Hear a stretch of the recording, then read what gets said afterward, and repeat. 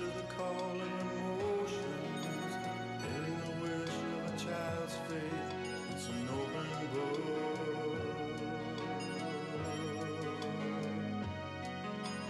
Part of the joy that I get from this boy is his innocent laugh and his style. Come and take another look.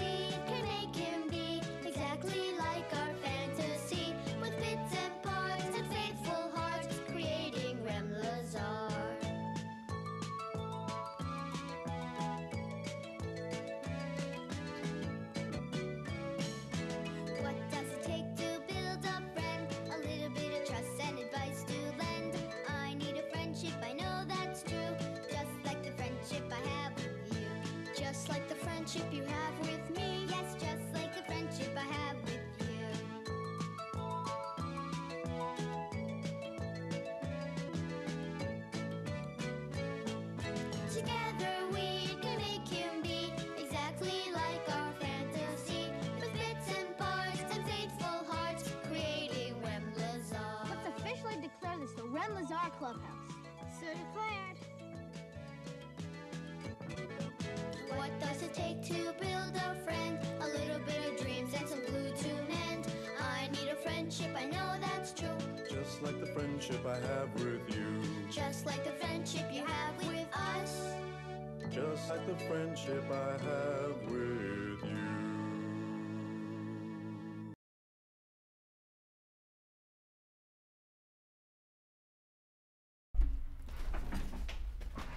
Hello everyone, how are we doing? Welcome to another Sovereign Citizen Sunday. I'm so excited to see you all. Thanks for coming to hang out.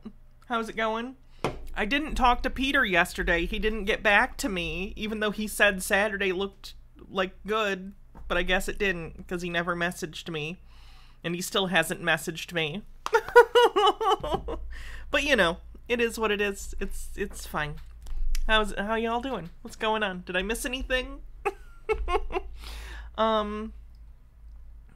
Red Werewolf, thanks for 22 months. Chicken Side-Eye, thanks for 17. Says Gina can dance to anything. It's true. She is a wunderkind. Fancy Cheese. Okay, guys. Oh, God. It looks horrifying. Tell me more. If I can get the sound up. I have something exceptional this week. Today at the Cheese Gallery, I'm cutting into what might be one of my favorite all-time cheeses. Something that's been missing since 2019. And you guys, I am so excited. This is horrifying.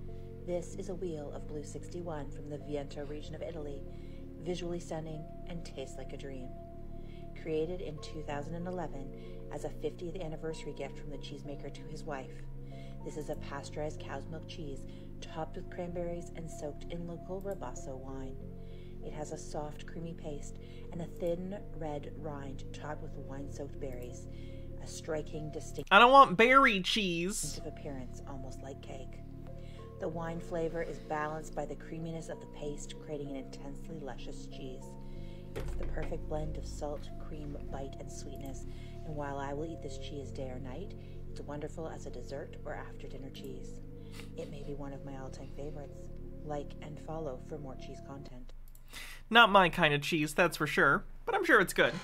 Lennon Cat says this looks like something that would be produced by infecting cheese with the virus from Resident Evil. I forgot to put it in the title, but I didn't tell you guys who's back, did I? I think I did, right? I offhandedly mentioned that Marcel is out of jail, right? Lennon, no, just read that. The time it is, so the timing couldn't work out better. Yeah. Bumble Homestead, thanks for 36 months. 3 years. Oh, wow. Jesus Christ. Create your own time limits with these guys. Oh, fair enough, fair enough. Yeah. At some point, I kick them out of my room. I sometimes wake up and there's I don't find this video to be that interesting. I skimmed it, but this is the first interview he's done since he's been out of jail. still people in my room from the night before. So He's also offering interviews, so I could potentially get Marcel on to talk. That's a scary thought, but you know. I hear what you're saying. You could turn it to literally an all-night chat. literally, yes. For sure. Yeah. So in about a minute, let's see. Yep. Oh no, they'll be fine. Our name?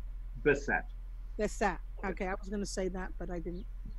A nom de famille. He probably would get me banned. My last name is French. My mom was the youngest of 10 children, and she was the only one that didn't get taught French because my grandmother was trying to make us, I guess, more Canadian. Oh, okay.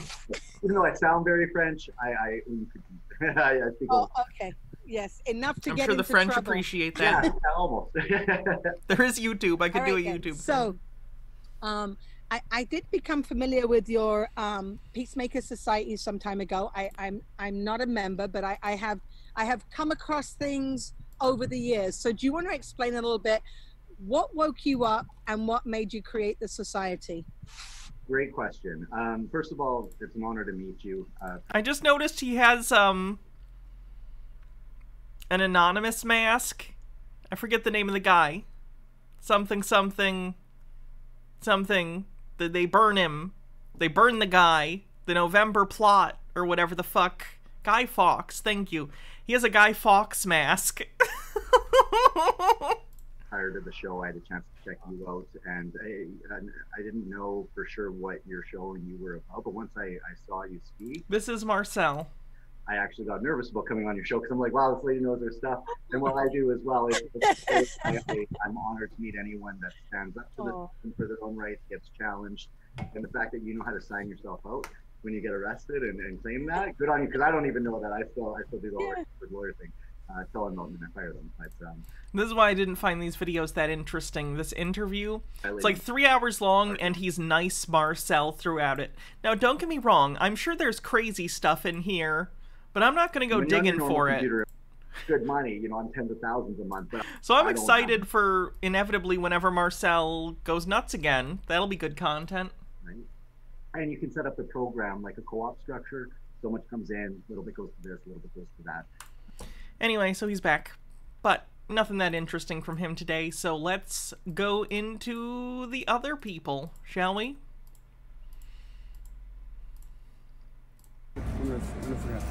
Delete Lawz, aka Chili DeCastro. It was not an old video. It was new because he talks about being in jail.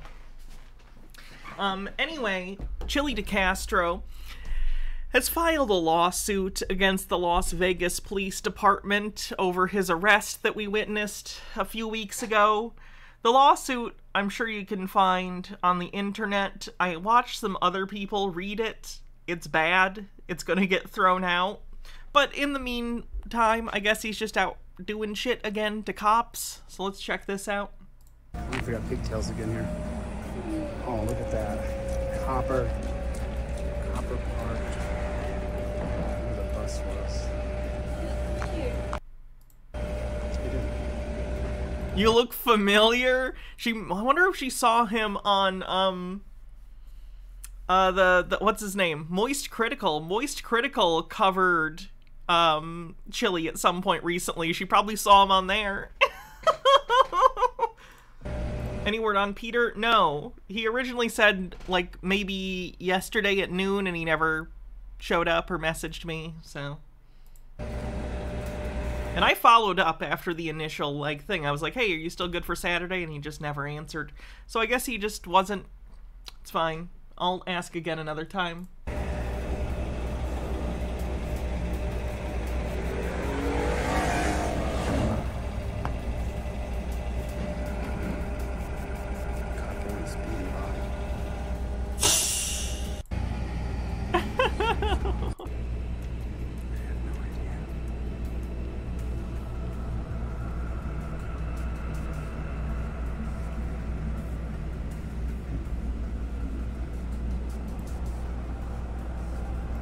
Just filming him, okay.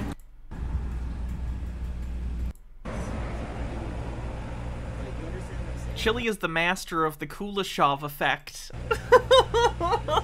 Let me flip the camera angle.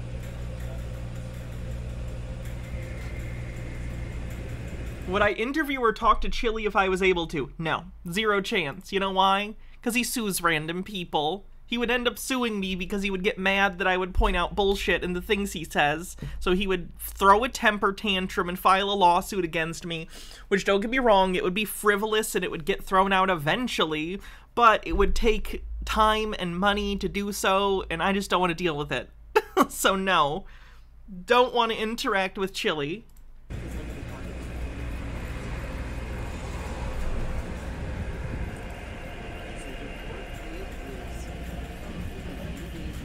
Hello, Nintendo. Welcome.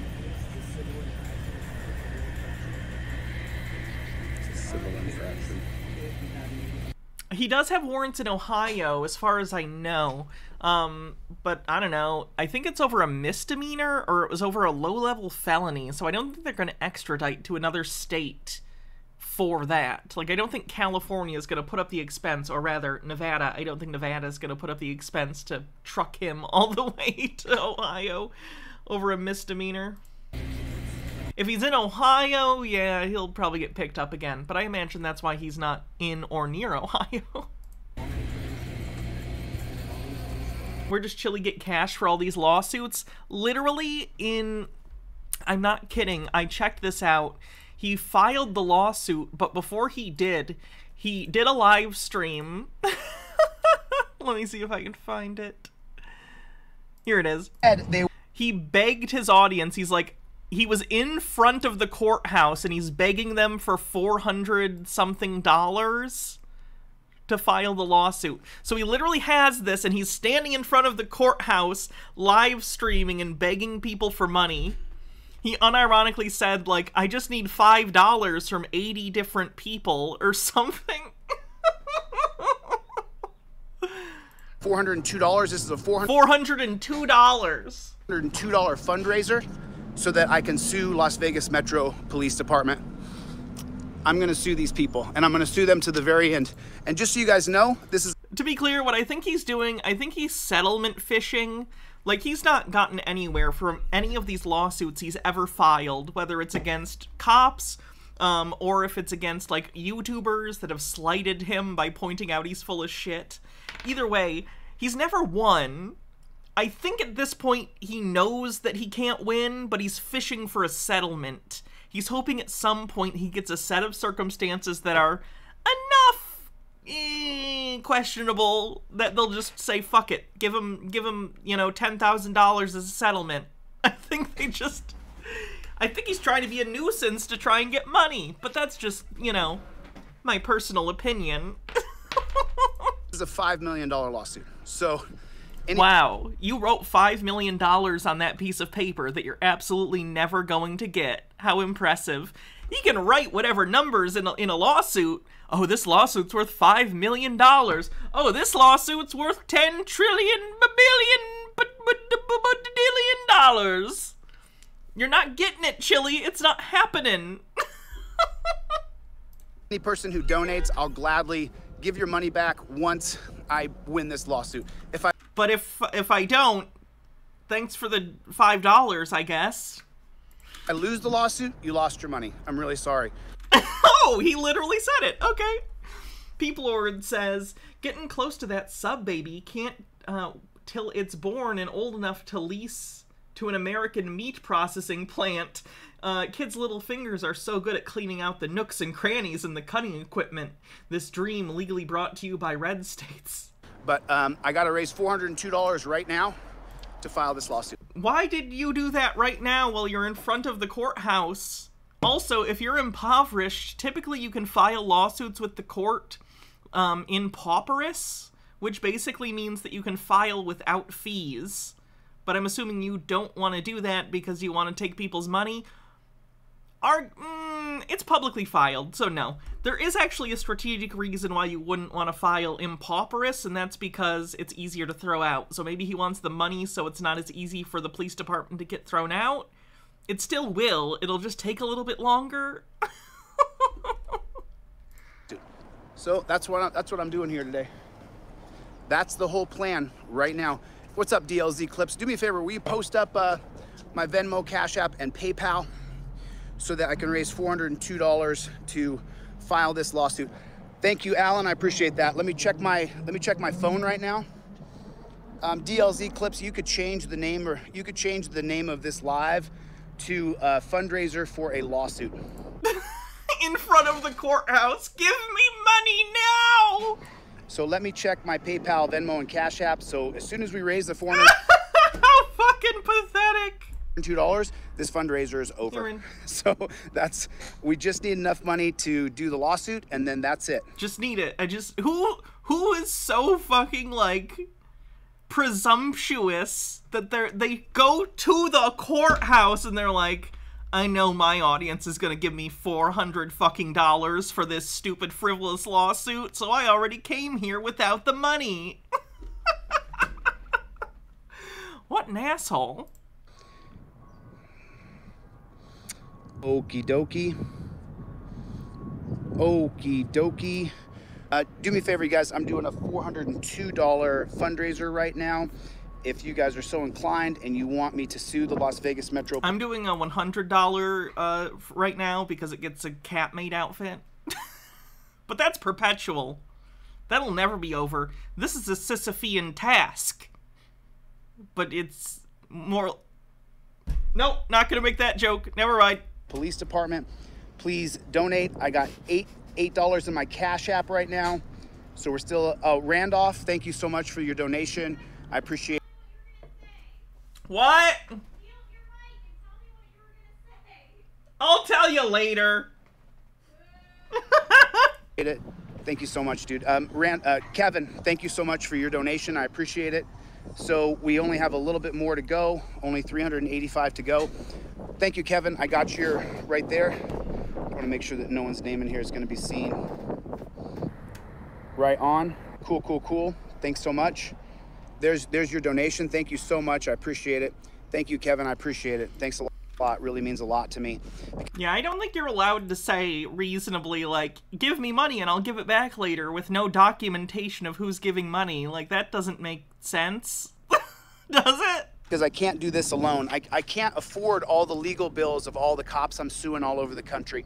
But I give you my word, I won't stop suing. I won't stop. I won't stop. Alan Hubbs has got 40. Does anyone... Peep Lord, you got it. That's not the exact wording, but that was going to be the joke I was going to make. It was a pun something with that, and then I thought, I'm not comfortable with that. Anyone match him? Alan Hubbs is good for 40. Can anybody match him? Can anybody match Alan Hubbs for 40? I got to raise $402. That's true. Should make it 420, right? We'll do a 420 moment after this. So I don't know is weed legal recreationally in Nevada? I'm just checking. I don't really care either way. Is weed legal in Nevada? Yes? Okay, good. Good for him. I was just checking. If he was illegally saying in front of this courthouse, I'm gonna go smoke a joint. But do you, Chili? That's fine. Midnight with 25 months says, why waste money on Chili when I can give it to Hannah, who actually does deserve it? Debatable. Meek says, is Chili just going to be doing this until he dies? This is so sad. More likely he'll do this until he goes to jail. as soon as this is done, or prison, rather. We'll do a 420 moment. Super chats are up to 25 bucks. Thank you for the super chat. Just so you guys know, my phone's messing up, so I can't see all the shit there.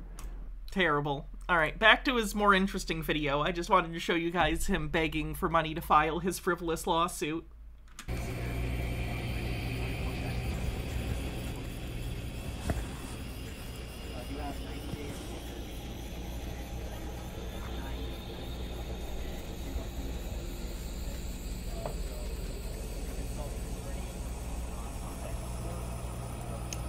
Imagine 80-year-old Chili doing this. I think Chili's blood pressure is too high to get into the 80s. I don't think he'll make it. I think he's too stressed.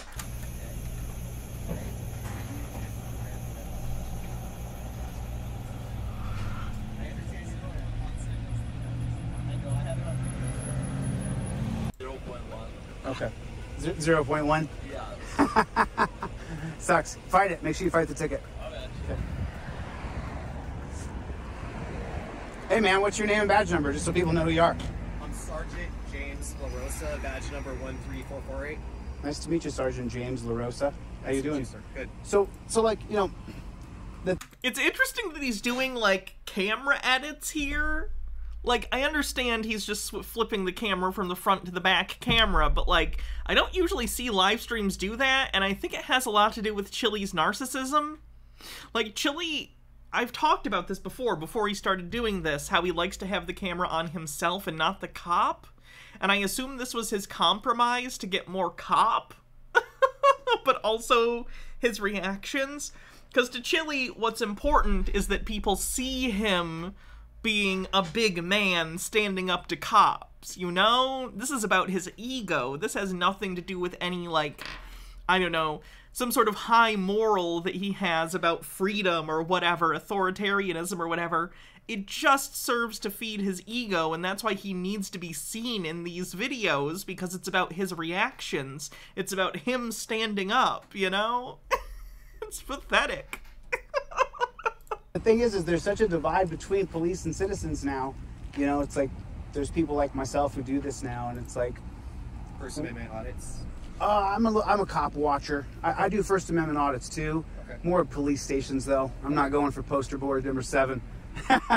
but like, you know, it's like the resources. Where are you guys putting your resources is what I want to know. You know, you put your resources toward giving people tickets for running a stoplight. Chili, this is the frustrating thing about Chili, is that he wraps himself in causes that have legitimate points. Like, talking about where the budgets for police departments are put, that's completely valid, and that's reasonable. What's not reasonable is going up to random cop number 356 at a traffic stop and debating it with him. What's the point, Chili? Like, this is pointless. Go have a policy discussion. Go to an actual, like, city meeting where they determine this kind of stuff. Vote or campaign for, like, chief of police or council members who determine, like, budgets. I don't know, Chili. Anything productive. This is not productive for anyone. You know, it's like...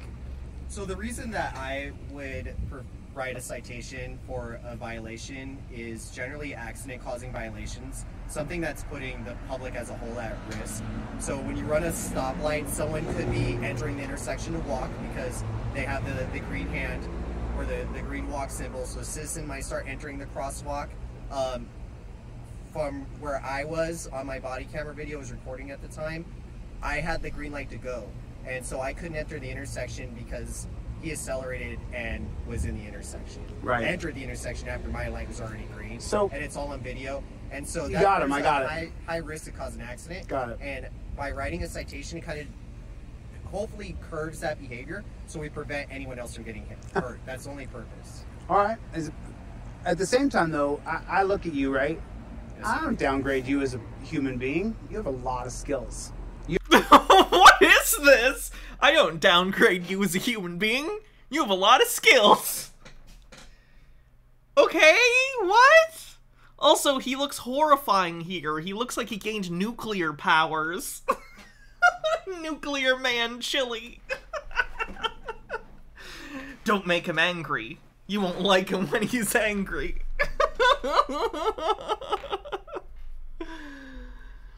Bella Lugozzi says he's totally deflated. He's been totally deflated by this cop. He has. Let me save this image and see if I can do something with it later. One sec.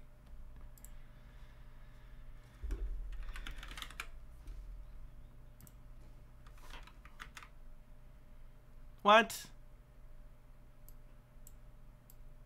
Sorry. That's the incorrect image I wanted to save.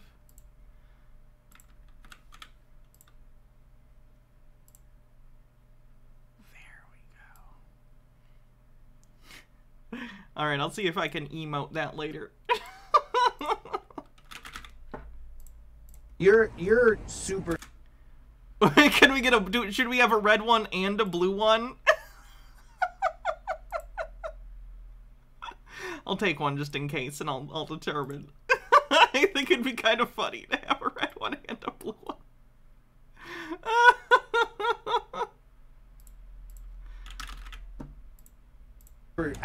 Actually, you just frame by frame. He looks so angry. That's a good one. Okay. I don't mean to hunt for emotes here, but he looks angry there.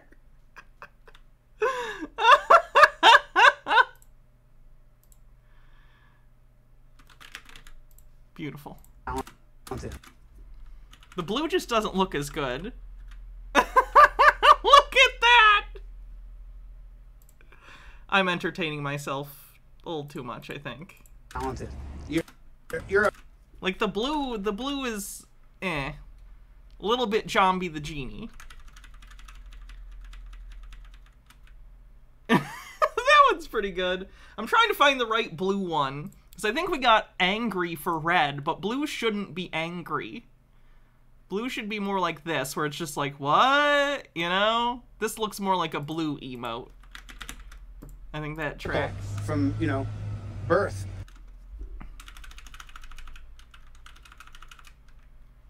That one's pretty good, and he looks very blue in it. Okay, alright. And he looks kind of blue, you know? He looks a little sad.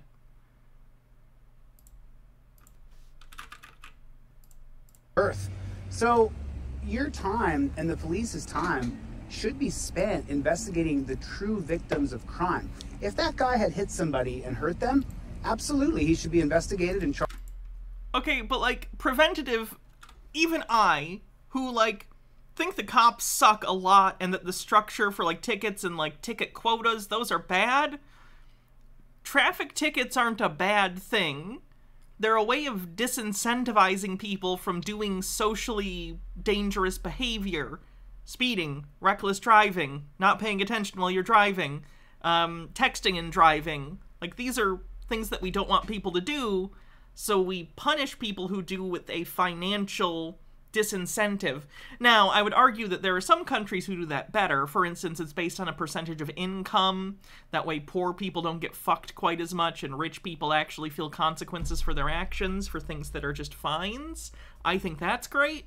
But, like, at the end of the day, I don't think there's an issue with disincentivizing people in such a way that they don't speed or whatever.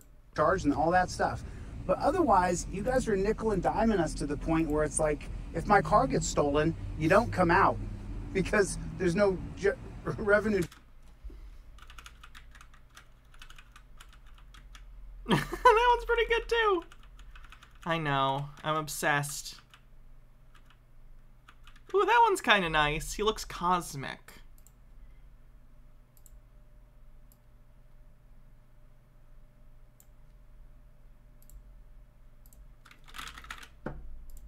Revenue generating for the police station. So they'll come down to the police station to make your police report, but you don't come out from my car. But I can see you guys everywhere, parked everywhere, giving everybody tickets. So, I mean, the entire shift of focus.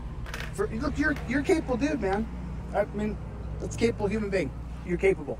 You're capable. You're smart. You're not dumb, right? You're a capable dude. You got through all the testing of this nonsense, and you could do a lot of things. I think you should be investigating the victims of crimes.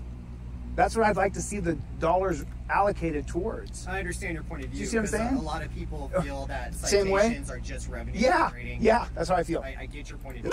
Like, he literally had to take the time and like, edit every time, or I don't know if he's live editing or what, but if he is, he knows he's, like, going back and forth for his reaction images. This is a conscious decision he is making. Robert Morley says, need the deeper blue, like Blue Man Group. That's how I feel. It's exactly how I feel. As a matter of fact, if people here will put a 1 in the chat if you think it's 100%. Fucking what? What the fuck? Revenue generating. And they will. There'll be thousands of 1s in the chat. Thousands? Chili, you don't get thousands of people watching your live streams. You know what I mean? It's like... I get After the fact, sure, thousands of people, but he doesn't get thousands of people in the chat live. what you're saying, sir. And But- we do try to balance, especially like on patrol, to concentrate more on curbing violent crimes, not necessarily writing citations. Yeah. And we also have an entire investigative bureau that concentrates solely on investigating. But it's cops for cops. The net cam, right? So the net cam now, you can see everything, right? There's no more like, you can see everything. Everything you can see will be filmed on that, right? Everything you can see. If you walk up to me right now and It's you not say, a complete perspective of what I see, of course. Because Right. I tried to catch him live. Nah. Doesn't interest me. I'm not going to interact with him. I don't want Chili to know I exist, because Chili is a psycho. where it's positioned. right? Enough crazy people know I exist. I already got Marcel and Call, Peter. I don't know. I just don't. There's only a certain number of times you can make acquaintances with crazy people before one of them shows up at your door, statistically, right? But it does give Yeah. a good angle. A better You can angle. see the body camera videos on the internet, so you kind of They're, see. they're what so they- terrible. You can't see anything. You can't see anything. Especially at night. Especially when there's a shooting. your hands go in front and you cover the body cam. But, you know, I'm trying to get coppers to move to a digital detainment. If you've never heard him talk about what digital detainment is, he means no detainment. What he means is, I don't think you should ever put handcuffs on anyone or ever chase them, and if they run away, just, like, let them go and you'll maybe catch them eventually, like using the internet or something. That's what he means by digital detainment, is we'll find them eventually via the internet, so why bother trying to restrain them now? Because I'm definitely an ornery SOB. Meek says, it's alright, Hannah, you'll be fine so long as you don't invite them to your house like Destiny. But I'm for law and order. So if you have to arrest me, which is ridiculous, but if you had to, I'm for like a digital detainment. I'm for like moving to that, where you don't have to go hands-on. You can just go, hey, dude, you hit a car, drove away, it's an arrestable offense, what, right? Because I didn't even know I hit the car, whatever, it happens. Stupid shit happens. So then you come up and you're like, look, you look at me, hey, are you gonna let me do what I gotta do? Yeah, I will. Just don't be grabbing me, man, you know? That's already how it works, Chili. Typically, I don't think Chili understands. Chili, I've been pulled over by cops, I think 3 times at this point. None of those interactions ended with a cop touching me even once. And I'm aware. I'm not saying that, there are cops who certainly are looking for shit. I get it. But Chili, every time I've seen you be arrested and cops put their hands on you, it's because of your actions. People, it's like he thinks everyone, if they interact with the cops, automatically get arrested. They don't, Chili. Most people just also don't impede investigations and resist arrest.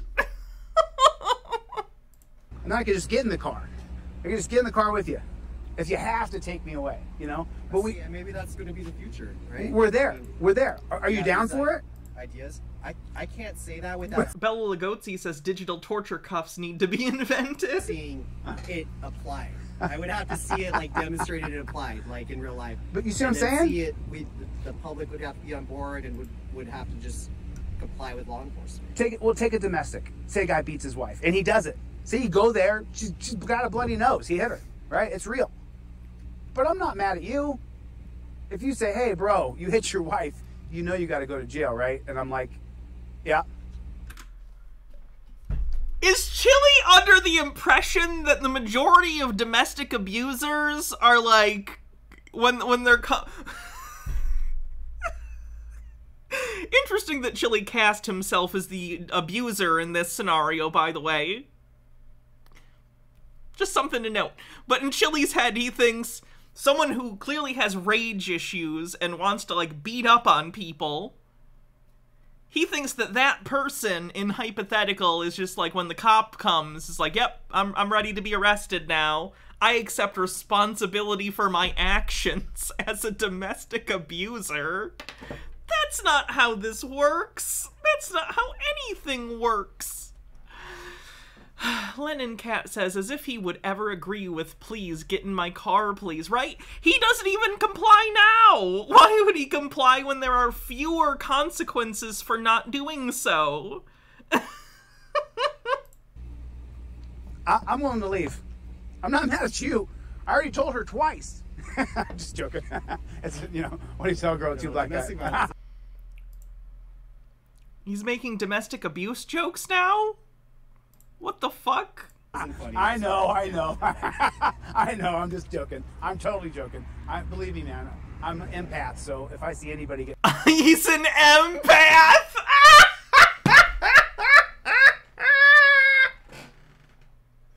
Yeah, you and Shane Dawson. 2 empaths.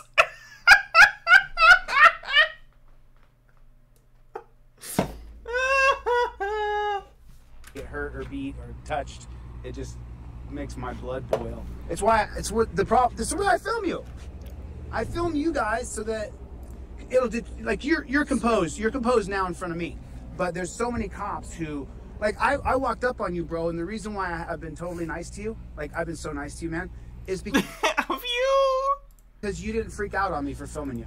And so I was like, you know what? At least he understands I have a right to stand here and film. Yeah, you're a public space. You have right. the right to film the police. So that's why I was like, First Amendment. yeah, that's why, I don't really like the whole institution that you're a part of, but it's like, I can't be mean to people who are not mean to me first or try to infringe on my rights. If you don't try to infringe on my rights, I'm super nice. I think compassionate law enforcement is super important. Well, you didn't freak out on me. Just like the citizen here, he was issued a citation, but there's like 4 others that could have issued. Right. And right. To me, again, it's not revenue generating. And so that's why I issued the one that could cause the accidents. How long you been a copper? 15 years, sir. 15 years. So you're 40? I don't want to give you. Well, I mean, I was a Marine before I was a police officer. Okay, so you're about 42, 40, somewhere in there. About a little, my age. You're in my generation for sure. Well, I got no ill will towards you, man. I want to change all of policing. I want every bit of it changed from top to bottom. Since I've hired on and to the point now, there has been drastic change. Yeah. De-escalation. So it was more violent before there was this many cameras? I would say it's not necessarily cameras, but I would say when I hired on when I started policing nationwide, in 2008 is when I hired, there was more mistake effect shootings, which means people were being shot that were unarmed. Yeah. There was less de-escalation where we tried to slow down the momentum in order to gather resources and to establish better dialogue with people. It was more heavy-handed. And I understand, nationwide, we're still seeing that. And it's still something that needs to grow. But every police department's not trained the same. It's not a federal police department where we're all on the same level. We all operate based on Supreme Court case law, and then whatever our state laws are, and then our different circuits. And that varies from state to state and circuit to circuit. So on the East Coast, they might be able to tase someone for certain actions that here on the West Coast we can't. Right. So it just... Well, weren't you under a federal decree from 2012? Metro? Yeah. I don't think it was a federal decree. I do think that I do know the Department of Justice came to review what was happening, and the sheriff at the time got ahead of all that. He made an agreement with them. Correct. Hey, they recommended, let's say, 100 things, and they're like, okay, we're going to try to meet all 100 of these items. I read the PDF yesterday. And I think it came from a review journal. I read the PDF. I read it yesterday. Oh, okay. But then the second thing is you guys are still 100%, you've never made an error killing anybody. LVMPD has never prosecuted a cop for wrongfully shooting anybody in the history of LVMPD. You guys have you're flawless. You think that's true? Do I think it's true? That you guys are flawless? No one ever. Human is flawless. Right. So then that couldn't be a positive. When you review some of those shootings from the past, I don't think that if you took those same circumstances and applied them today, that the discipline or the accountability would be the same. I think some of those people or some of those incidences, if you applied them today. All right.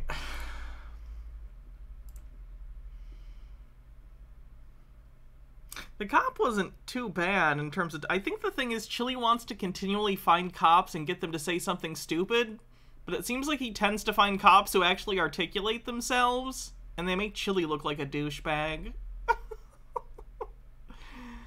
Like I said, he's doing his lawsuit, which he kind of spelled out.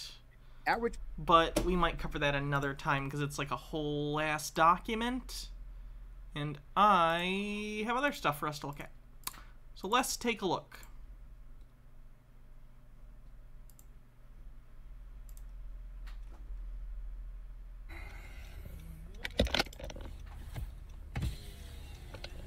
Hey, can you roll down the back? Can't see in the car, please. Can't see in the car. All right, thank you. How you doing? Hey, what's up? How's everything? Good evening. Do you have a drive? Citisaurus with 100 bits says, "What's up, Hannah? Having fun so far? Coming over from the subathon to say hey. I'm doing pretty good." Driver's license? Yeah, I do. What crime did I commit? If I remember correctly, I don't think you have a front license plate. It's a VTL violation, all right? What's a VTL violation? A VTL violation. All right. Vehicle traffic law, all right? Hold on. Before we go any further, officer, I just want... Oh, that's always good. That's always good when they try and preface and take control of the stop. That's how you know things are gonna go smooth. I'll let you know when I put you on public. Let me just say, officer, I'm going to assert dominance. All right? Prepare yourself to be dominated. Record. Put you on public notice that you're being recorded for your safety, my safety. Oh, on your cell phone? All right, cool. Yeah, because I got that right. No, yeah. Look, you're recorded right here, cool. too. No, I just want to make... Sorry. Yeah, the camera's off, actually. Now it's on. All right, cool. So, yeah. Let's start this over, all right? I'm Officer 3, all right? Okay. You're being pulled over right now because your license plate, all right, is not a valid license plate, and there's no plate light, so it's hard to read it, all right? So you need a license plate light above the license plate. So it looks like under the trunk lid, when you pop the trunk lid, there's 2 bulbs that you could change. They're burnt out right now. That's why you're being pulled over, all right? All right, so before we go any further, Yeah. I'm just letting you know that you're being recorded. Cool. I'm being recorded. Excellent. For my safety, your safety, and for court purposes, if we have to go there. Court purposes? Demonstrably, I'm guessing that there is video from the cop's car that you don't have a license plate and your license plate light is out. That's something that the cop can take pictures of for evidence. So I'm gonna assume here that the cop isn't lying. What do you think you're gonna go to court for? Now, man, listen, I'm no. So now, I'm just letting you know that I'm putting on public record. So now, my next question to you is, what's up? Are you gonna... Your personal camera isn't the public record. What do you think the public record is? Uphold the Constitution. Of course. Yes always. or no? Okay, cool. So what crime did I commit? VTL violation, all right? Is that a crime? Yes. What crime is that? Well, driving is a privilege, all right? Profane priestess I saw. Elon's a dumbass. All right, but I'm traveling. So... I gotta change my animations when people subscribe and stuff. The Elon gifs were funny, ironically, for a long time, but they have overstayed their welcome. I gotta find a new set of gifs. I'm letting you know that right now. All right, great. Free rights to travel. You're traveling. Yeah, so... Your pin is blocked, sir. Yeah, Why that's is for that? private reasons. So can you get me your sergeant? He's right here. Okay, so can I speak to the sergeant then? Sure. Is everything okay tonight? Yeah, I'm just dropping my girlfriend off. Okay. Where do you live at, bro? I live down there. My girlfriend lives over here. Oh boy, let's read this. I never get into details or block numbers or area of my past destination or where I'm heading or stopping at. Why, you ask? Because if I say I just came from so-and-so or going to so-and-so, they can easily say, well, so-and-so place is a well-known drug area, and now they have all the reason to search your property if you allow it. So I just don't do things like that because I have a Fifth Amendment right to not incriminate myself. This is not advice. You can do as you see fit. I'm not responsible. All rights reserved. UCC 1308. I can't say I know this to be a fact, but I'd be a little... Can the cops search your car and consider it probable cause based on where you say you were and where you're going? Like, I understand if you're like, I was at a crack den, but like, if you're like, I was over on 14th Street, and you think, 14th Street, there's a crack den on 14th Street, that can't be enough for probable cause, right? That doesn't make any goddamn sense. Alright, just, yeah, this is the sergeant right here, just talk to him. How you doing, How are you, officer? Sergeant Philomene? How you doing? My name is Joseph Sato. Do you know I have the free rights to travel? Okay, I understand that. Okay, And now, I respect that. is there an RAS over here? RAS, I'm sorry? Yeah, is there a reasonable, articulable, suspicion Yeah, you don't have a license plate, and your license plate light is out. of why I'm being pulled over? Yes. Okay, what crime did I commit? The crime that you committed is a vehicle and traffic law violation. Okay, the VTL... Black's Law Dictionary definition request. Where did I put that goddamn book? New York State. And that's a Arizona, let me crime? know. Yes. Or violation. It's a violation. Crime, it's two different things. Okay, no, and I understand that, and I'm just going to explain to you as a police officer, or a police officer in the city of New York, the state of New York, a violation made in our presence is a crime, and it is a possible arrestable offense. Now, Really? Yes. Now, to further just explain, the reason why we're asking for any type of identification that you might have is because in New York State, it is a privilege to drive a motor vehicle. Okay, It is the only time in New York State that you have to supply a type of identification. So if you have any type of paperwork, anything with your name on, just so I can verify who you are, because we do have to fill out a report called a vehicle report for every car that we stop. It's a city law that they enacted that we have to document. That's the reason why we're asking. Or I can just take your information verbally if you'll allow that. Yeah, you can take my information verbally, but I'm letting you know right now, I'm traveling. You're trying to give me a violation for driving, and I'm not driving. I'm Why are they still on the this? free rights to travel. And I Now, understand if you're trying to implement a violation for driving on someone who's traveling, you're violating my liberal rights. and you're being recorded, and you're trying to tell me that that violation. Claim the aggregate of operative facts giving rise to a right enforceable by a court. 2. The assertion of an existing right, any right to payment or an equitable remedy, even if contingent or provisional. A demand for money or property to which one asserts a right, an interest or remedy recognized by law, the means by which a person can obtain a privilege, possession, or enjoyment of a right or thing, cause of action. It applies to me when I'm... A cleanse for later? Thank you. Trying to let you know that I'm traveling. Right. I didn't eat the red light. I didn't put nobody's life in danger. It's not what this is about. No one is claiming you necessarily did, but you need to have your vehicle registered and you need to have a license plate visible. It's just what you need to do legally in order to operate vehicles on public roads in the United States. If you don't want to do that, don't drive. Don't travel in your private conveyance. Commit a crime. I'm dropping my girlfriend off. Oh, I totally understand. And you're trying to implement motor vehicle violation codes on someone who's in an automobile. Those are synonyms. Traveling. That's two different things. They're not. Sergeant. Okay.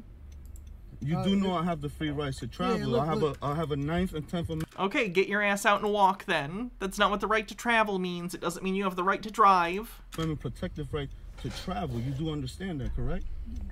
Look, I'm not going to sit here and I'm not going to... No, I'm just asking you a question. No. I'm asking you a question. You do understand that, yes or no? Because we're going to go to court because you're trying to give me a violation ticket. So that means I'm going to have to go to court at one moment. So like I told your officer over here, that I am recording for court purposes. That's totally fine. Everything's recorded here. So what did I do wrong that has to do with traveling? What's your first name, sir? Joseph. Joseph. And your last name, sir? Yes. Which I shouldn't be giving you my information because you don't have an RAS or SAF. He literally articulated exactly why he pulled you over. So he did do that on camera. We saw it. We heard it.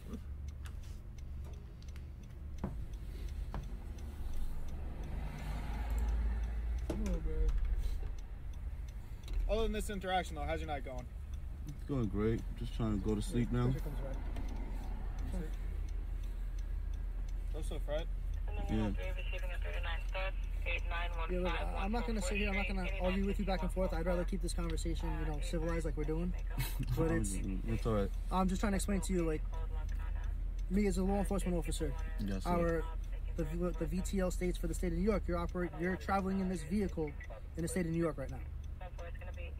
I'm traveling on my land. I have the rights to travel. It has nothing to do with a vehicle. You're in a vehicle. You are driving a vehicle. It is about driving because that is what you are doing. Automobile. An automobile is a car. An automobile is an automotive vehicle. It is a car. It is whatever you want to fucking call it. It's got 4 wheels. It goes vroom vroom. You need a license. You need a license plate, you need insurance.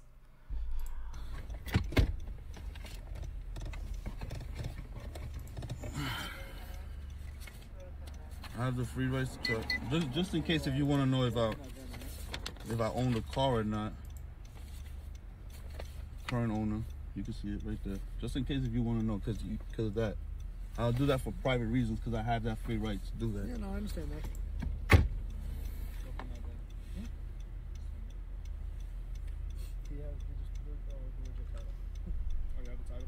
Yeah.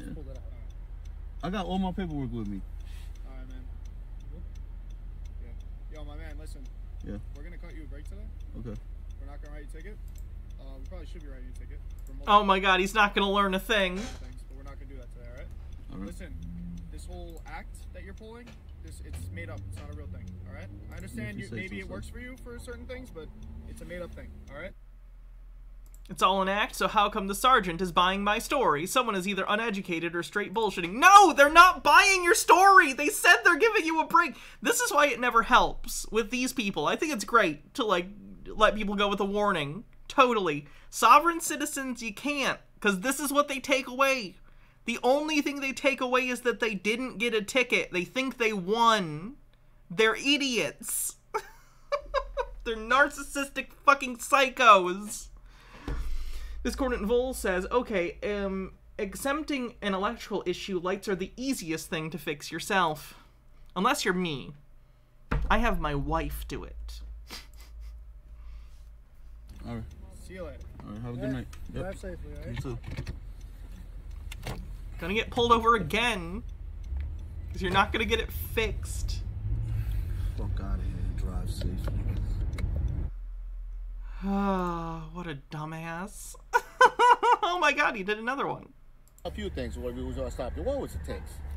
One was the tent. Okay. That's one of the reasons why I stopped you. The second reason is back in 234 in Jamaica when you were driving eastbound, you did by the school, you changed lanes, you did. Yeah, that's what good. This cop sounds like he's a cop from Spider-Man. He seems like a fake cop. Oh, this sucks. This guy does the sovereign citizen shit and he's got all his pets in his car. He's got a bunch of pets by the sound of it. Discordant Vol says your wife can probably disassemble and reassemble a lab incubator blindfolded. You'd have to ask her. I can't allow that. No, sir, I can't allow that. I have my animals here.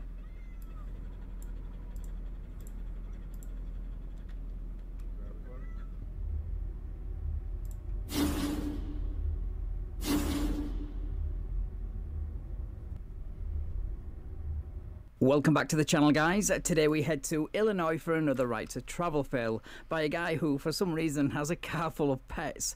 He already has 2 right to travel fails under his belt, but today we're going to take a look at his first encounter, and it doesn't go well. Sit down.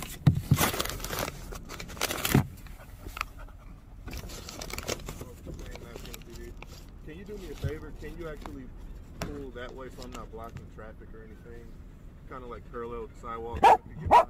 What'd you pull me over for?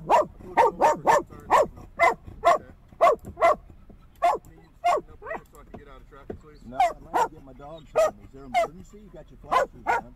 Yeah. Hey. Traffic stop. Can you straighten up your car right here?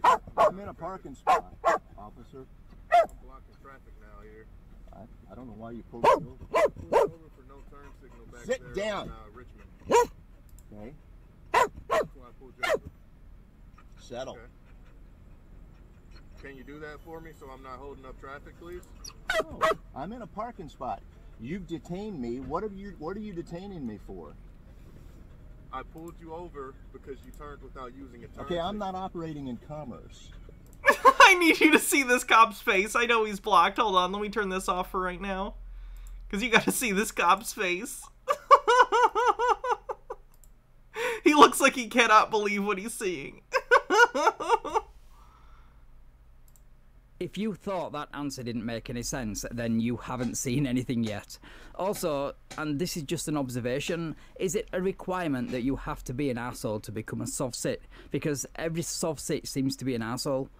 Just move to a more convenient location. The world will not end if you do somebody a favour. I'm in my private business affairs, sir. But when you use the roadways, you have to use... That's not what the Supreme Court says. Yes, it is. You don't know what you're talking about. Robert Morley says dog is saying name and badge number. You have your driver's license and proof of insurance. I don't use my driver's license when I'm traveling in my private. I don't use a driver's license when I'm traveling in my private business affairs. You're traveling in your private business That's affairs, right. you don't Yell at the dog more. I'm sure that'll help. Hi, Cassie. use a driver's license. I do not. I have a passport. Would you like to see it? Sure. Now, that's the first time I've heard a soft sit call his vehicle a private business affair. It sounds like something you and an acquaintance might get up to in your spare time. Revolver Asa thought, thanks for 11 months. I'm on a business trip than something you call your vehicle. I guess the soft sit gurus out there must be doing a bit of rebranding to get the numbers up. You have your proof of insurance for this vehicle? You have to have insurance for any vehicle that you drive on the road. I'm operating in commerce. I'm not Wait, got him! He said he was operating in commerce! Get him, boys! operating in commerce. I'm in my private... If it's on the road, sir. Do you have your insurance card? Because if you don't, I'm just going to write you for no insurance, okay? Well, and then I noticed that you have an sir, go run my pass. If you're new here, sovereign citizens claim that traffic laws only apply if you're, quote, operating in commerce. That's not true.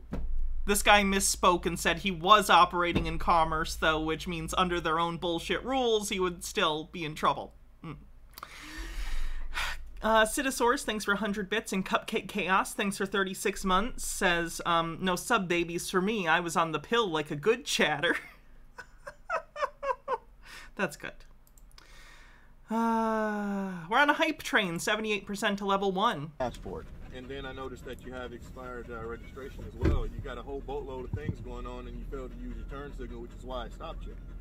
A whole boat of things going on is a perfect way to describe this situation. As well as the dog barking, I can now hear a cat meowing for some reason. This is on top of all the soft sit nonsense. Okay, that's not a crime, but go run my passport.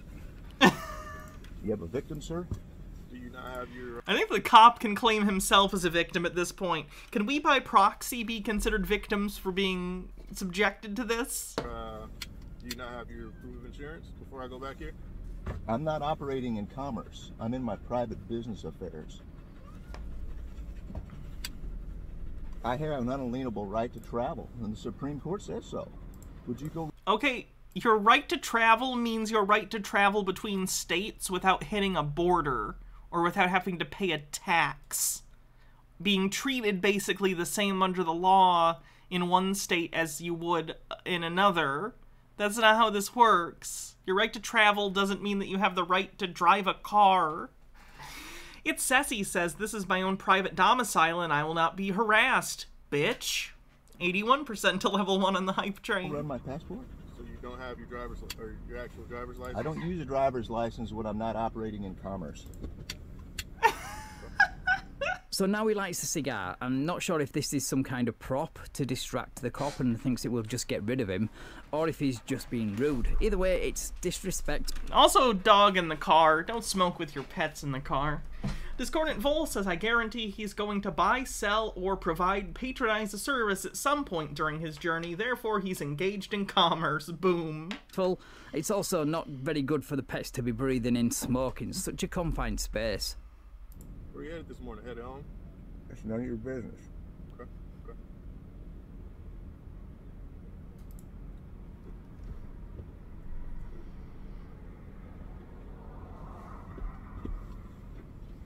I told her, boy, truck.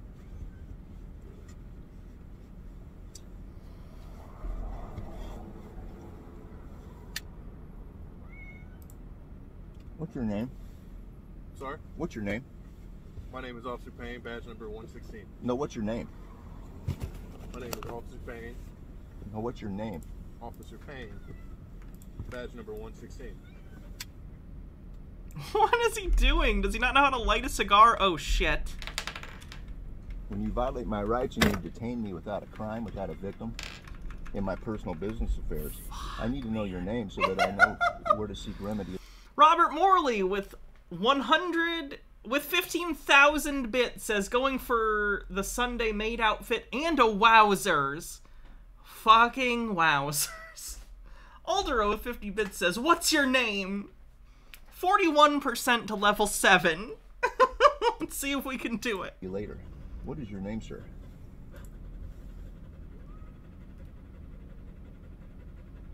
Okay, just stay tight in the car, okay? Do not get out the vehicle. Stay right there. Thank you. Hold me over Shit, for a hold on, I'm turn trying to signal. get all the other stuff back up. Using my turn signal. Yeah, the turn signal violation is probably the least of your problems. Bittergrin, thanks for gifting 5 tier 1 subs, 94% to level 7. Right now, because the cop is on his way back having ran your name through the system using the fake passport you gave him. And it's bad news. Oh, it's a fake passport? That's not good. So I'm going to hand you this back here. Thanks. So I just ran you in dispatch like you just asked me to. Turns out you're expired as well. So I'm going to need you to step out of the vehicle for me, please.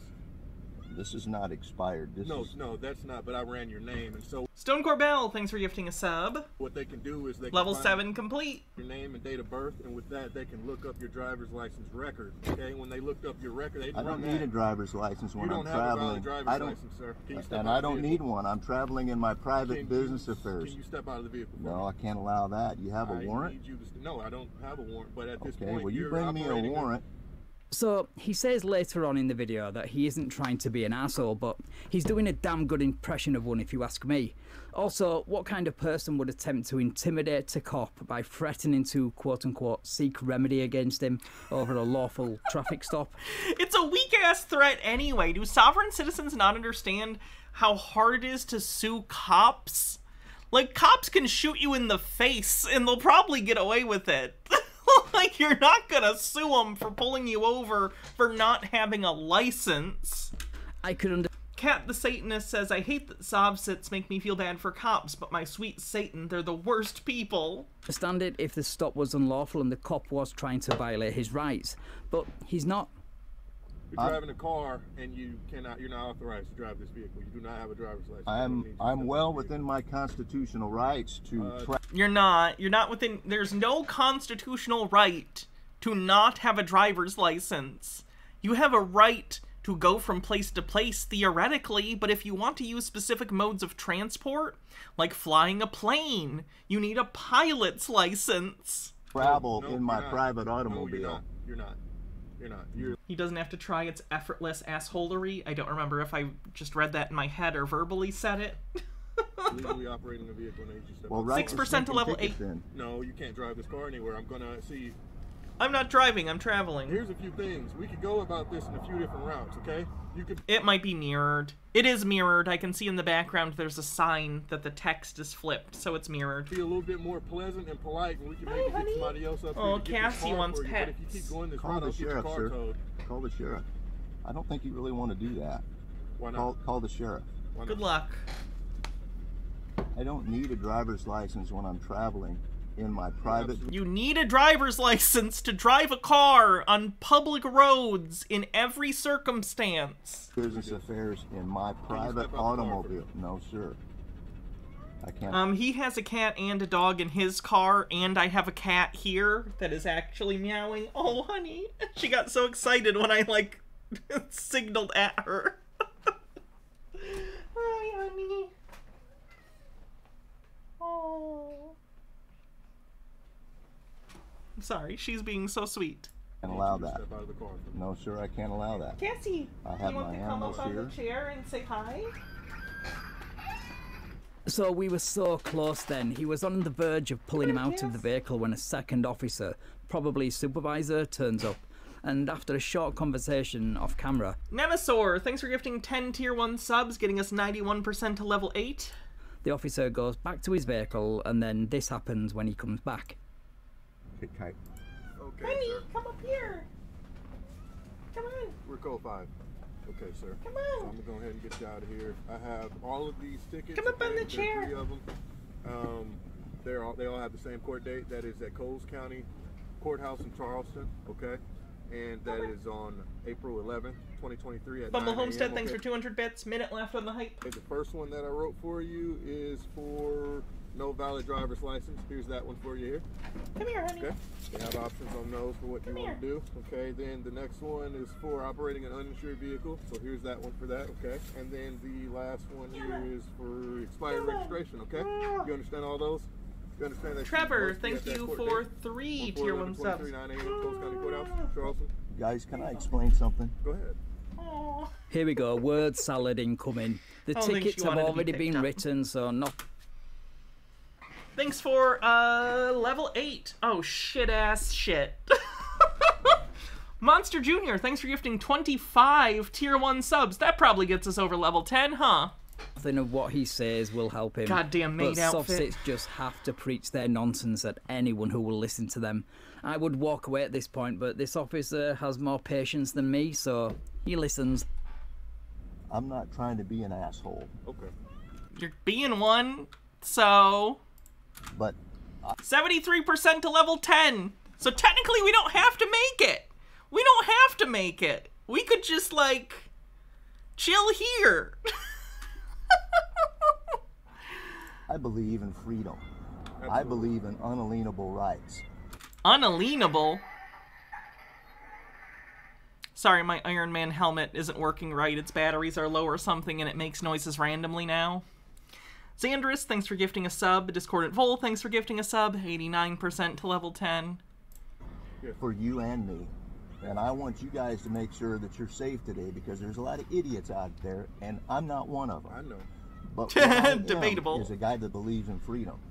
Overthought, And thanks it for is gifting my a sub. unalienable right, guys, to travel Clauva in my Faustna, private 100 business bits. affairs in my personal private automobile. Okay. Okay. Unless I'm operating it for hire on the public roads, then I have to have a driver's license. You need it on the public roads no matter what. The second it touches the pavement of the public roadways, you are required to be a licensed driver. Who's your friend? Thanks for gifting 10 tier 1 subs. Cidosaurus with 110 bits. Adrienne 765 with 100. And Discordant Vol with 50 says he succeeded out, or spaced out, so all his primary asshole abilities are passive. Specked out. That's the word. Specked. I'm a gamer. No, And that's not true. my opinion. That's not true. Well, the Supreme Court of the Tube Man, thanks for 33 months, says, excuse me, officer, I was not watching this stream. I was viewing it under Black's Law. I don't require a license or permit to... Wait, why are you pulling out your taser? H-Baird with a link. Sure. I'm doing my part. I'm doing my 52% to level 11. I'm doing my part too. Goddamn maid outfit people. Oh! Let me just There say, she let me is. say, officer, I'm going to assert Yeah. dominance. Alright? Yeah. Prepare yourself to be dominated. Kitties everywhere love me. It's the truth. Look it up. United States would differ with you. They did not say that. There's like 3 minutes left in this video, and then I'll take a break, put on like Sausage Guy or something, and I'll throw on the maid outfit. That's correct. Thank you, everyone, for such a kick-ass hype train, and in honor of Robert Morley, might I say, wowzers. If the Supreme Court had ruled in such a case, then it would be huge news, and it would spread throughout the United States, and this cop would not be writing tickets, and you wouldn't be going to court on the 4th of the 11th, 23 at 9 AM. I'm sorry, but you've fallen for a scam. But you're not the first, and you certainly won't be the last. You have to have a driver's license if you're going to drive a car. If I'm operating in commerce, I'm not operating in commerce. Irrelevant. Completely irrelevant. Sir. And not using a turn signal is not a crime. You do not have a victim. You must have a victim. It's a moving violation. The victim is the state of Illinois. What are those moving violations and those codes and those ordinances? Who are those written for? It's from section 625 ILCS. I know. Who are they written for? For every... Who does number 2 work for? They're written for the employees of the corporation. You work for the corporation, the city of Mattoon, a for-profit corporation. I work for the local government through the city of Mattoon and also through the state of Illinois. Which are for-profit corporations. No, they're not. And you're enforcing policy. It is the policy. It is not a law. The policy, police comes from the word policy. Exactly. And the policy that you folks are enforcing is the policy of the for-profit corporation that you work for, sir, which is the city of Mattoon. It is not a law. It is a policy. Now, if I'm going to... What's the difference between law and policy? The supreme law of the land is the Constitution of the United States of America. Right, and the Constitution, through the 10th Amendment, empowers the states to write traffic laws. Do you know the Constitution? America. Like, we're not even talking, like, we're not, like, saying, oh, some obscure thing in, like, Article, 4, Section, whatever. We're talking about the Bill of Rights. Like, you don't know the 10th Amendment? That is the law. Exactly, so why do you guys conveniently ignore the 10th Amendment if you love the Constitution so much? I'll tell you why. It's because that's the amendment where states derive their power to govern the roads, and you guys hate that. So you come up with nonsense like you're enforcing policy and the government is a corporation to justify your illegal behaviour. What you're talking about is policy of a for-profit corporation for the employees of the corporation to follow. If you run my passports, you'll see that I'm not a U.S. citizen. So here we go. We got. That doesn't change anything. Anyone in the U.S. using a car needs a license on public roads. 4 things, okay? And he is a citizen. Sovereign citizens just claim they're not a lot of the time. Shut up! Shut up! Shut up! Shut up!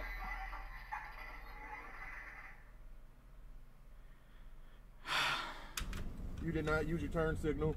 That's an unlawful thing to do. That's No, against the law. no, it's okay? You against don't your have a valid policy. driver's license. That's against the law. Your registration is expired. That's against the law. You don't have valid insurance. Overthought says, the Sobsits love to assert that their ideas are correct. Assert has the same root as asshole, of which they are also. That's against the law. You have 4 things that you You're did today presuming that were against you're the law. presuming some things there, Well, and those are not against the law. See, my job is to seek the facts. You're not listening investigate, to me. and enforce Those the are law. not against the law. Those are against your policy. That's against the law. And I'm not operating in commerce. I'm in my private business affairs. Okay.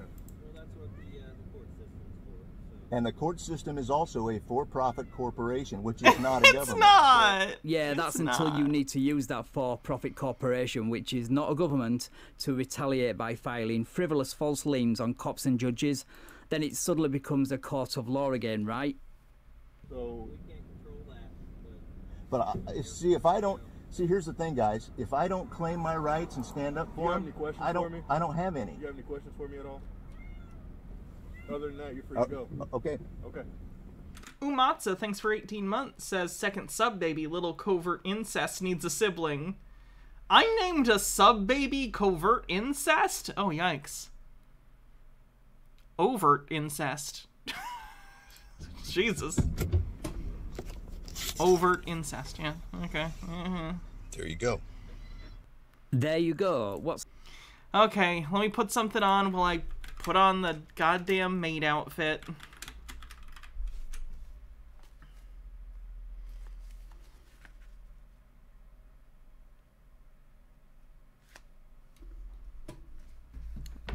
Okay, gotta find something that's a little bit longer than a bathroom break. What's a relatively long running one? I need at least 5 minutes, probably.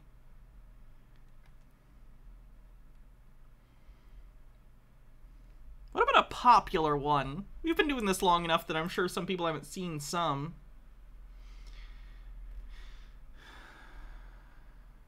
Entire fish sausage. Good lord.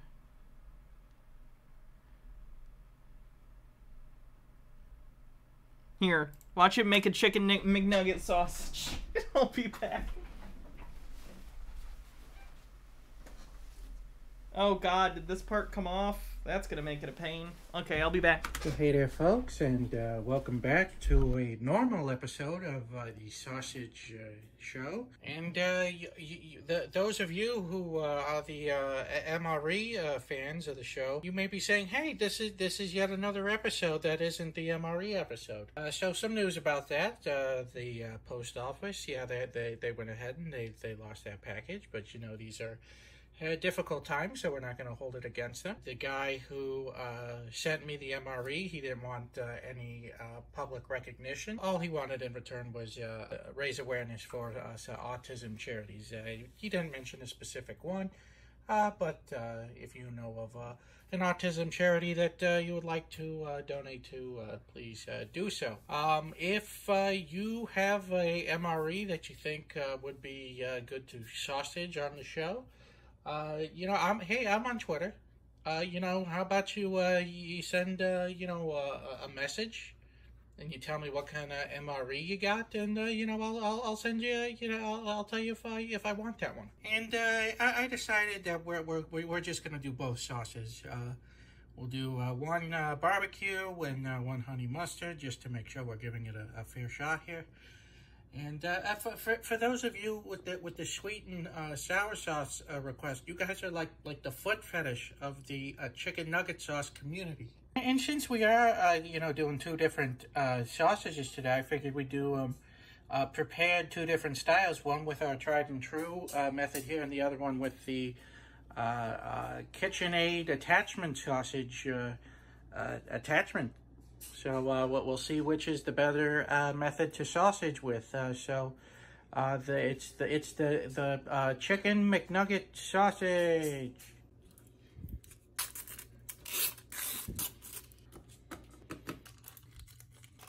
We'll try a different saucing method with this one.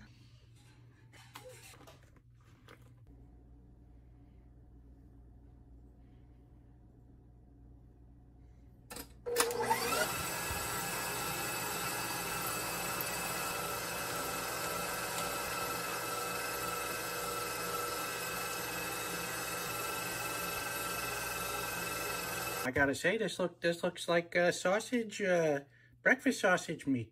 You know, this only made a handful of sausage in it, so you know, I think we could just do this with one hand.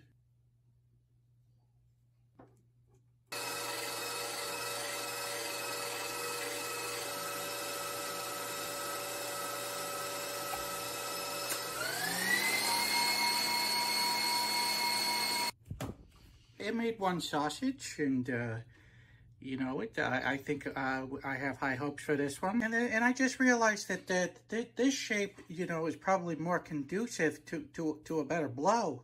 So let's give it a try here.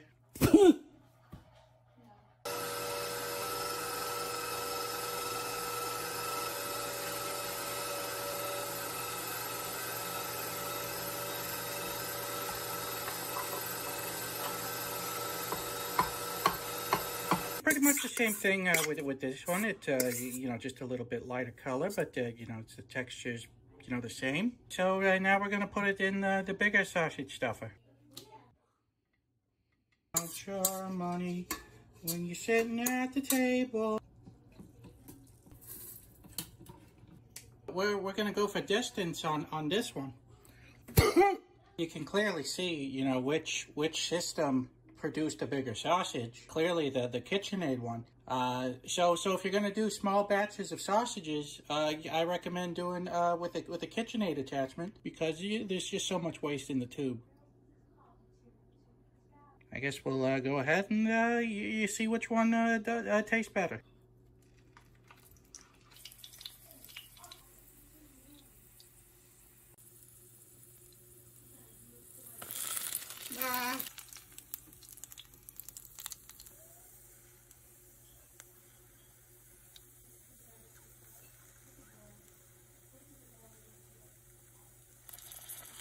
This is a tragedy. Up until the final seconds, it was looking just good. Same thing with this one. Well, you know, we came so close. We came so close, and we just stumbled at the finish line. And I didn't even buy sausage buns again. I mean, look at this. Mrs. Sausage even went out and bought these nice props for the show, display the final product, and then we do this.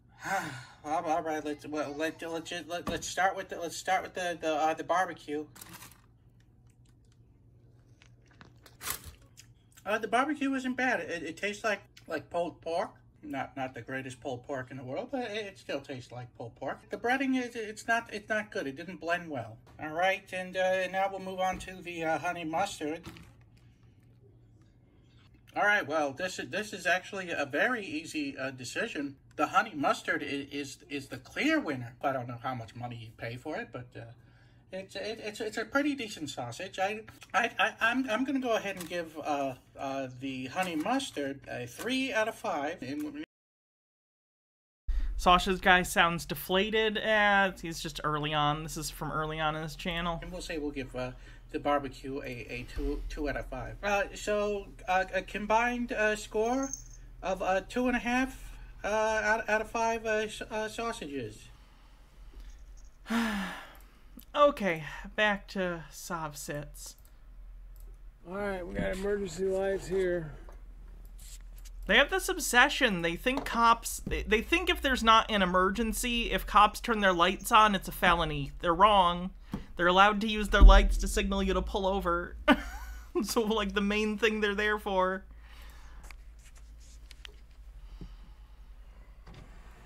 Hello, how you doing? Sergeant Prince on Alaska PD, driver license and insurance.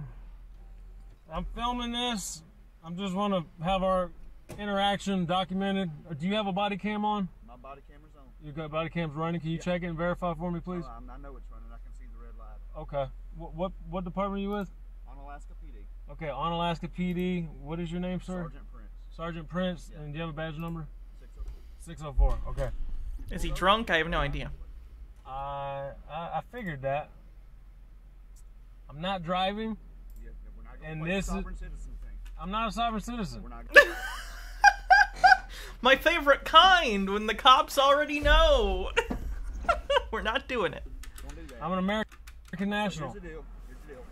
I need a driver's license and a proof of insurance. Okay. What can we talk about this? There's nothing to talk about. I'm not driving though. You see, I have it posted right here, not for hire.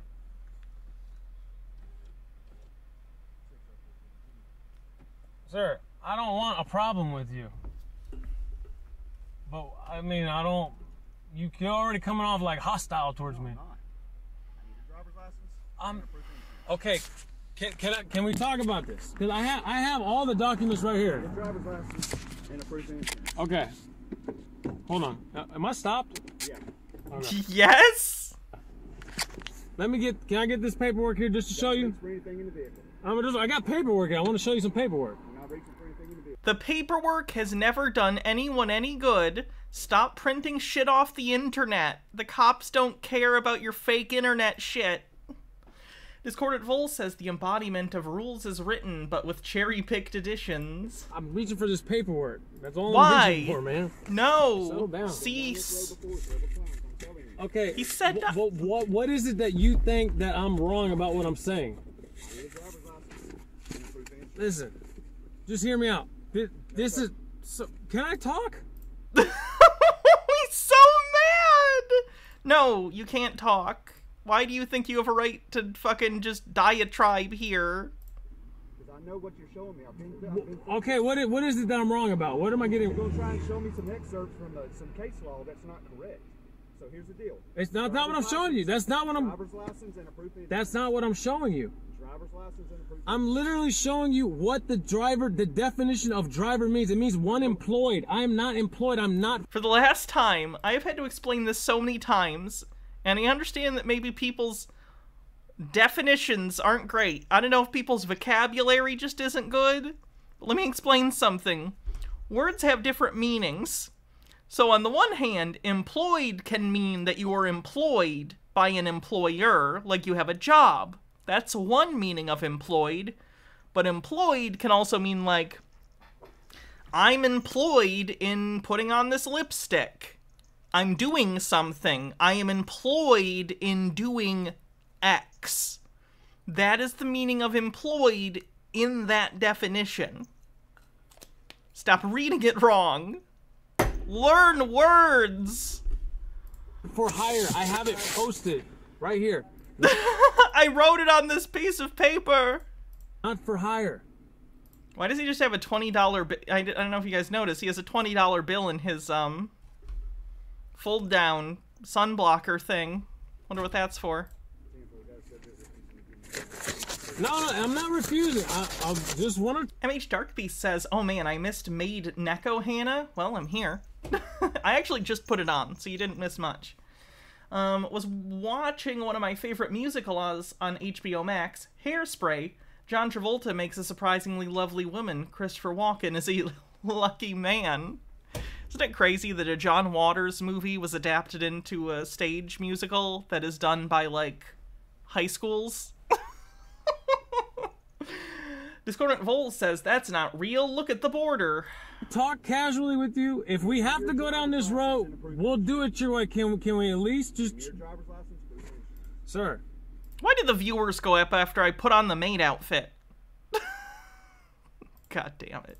Please just give me a minute. Getting off on the wrong foot with this, you're going to walk yourself into a resisting arrest charge. Dude, I'm already got a court case. I'm dealing with this.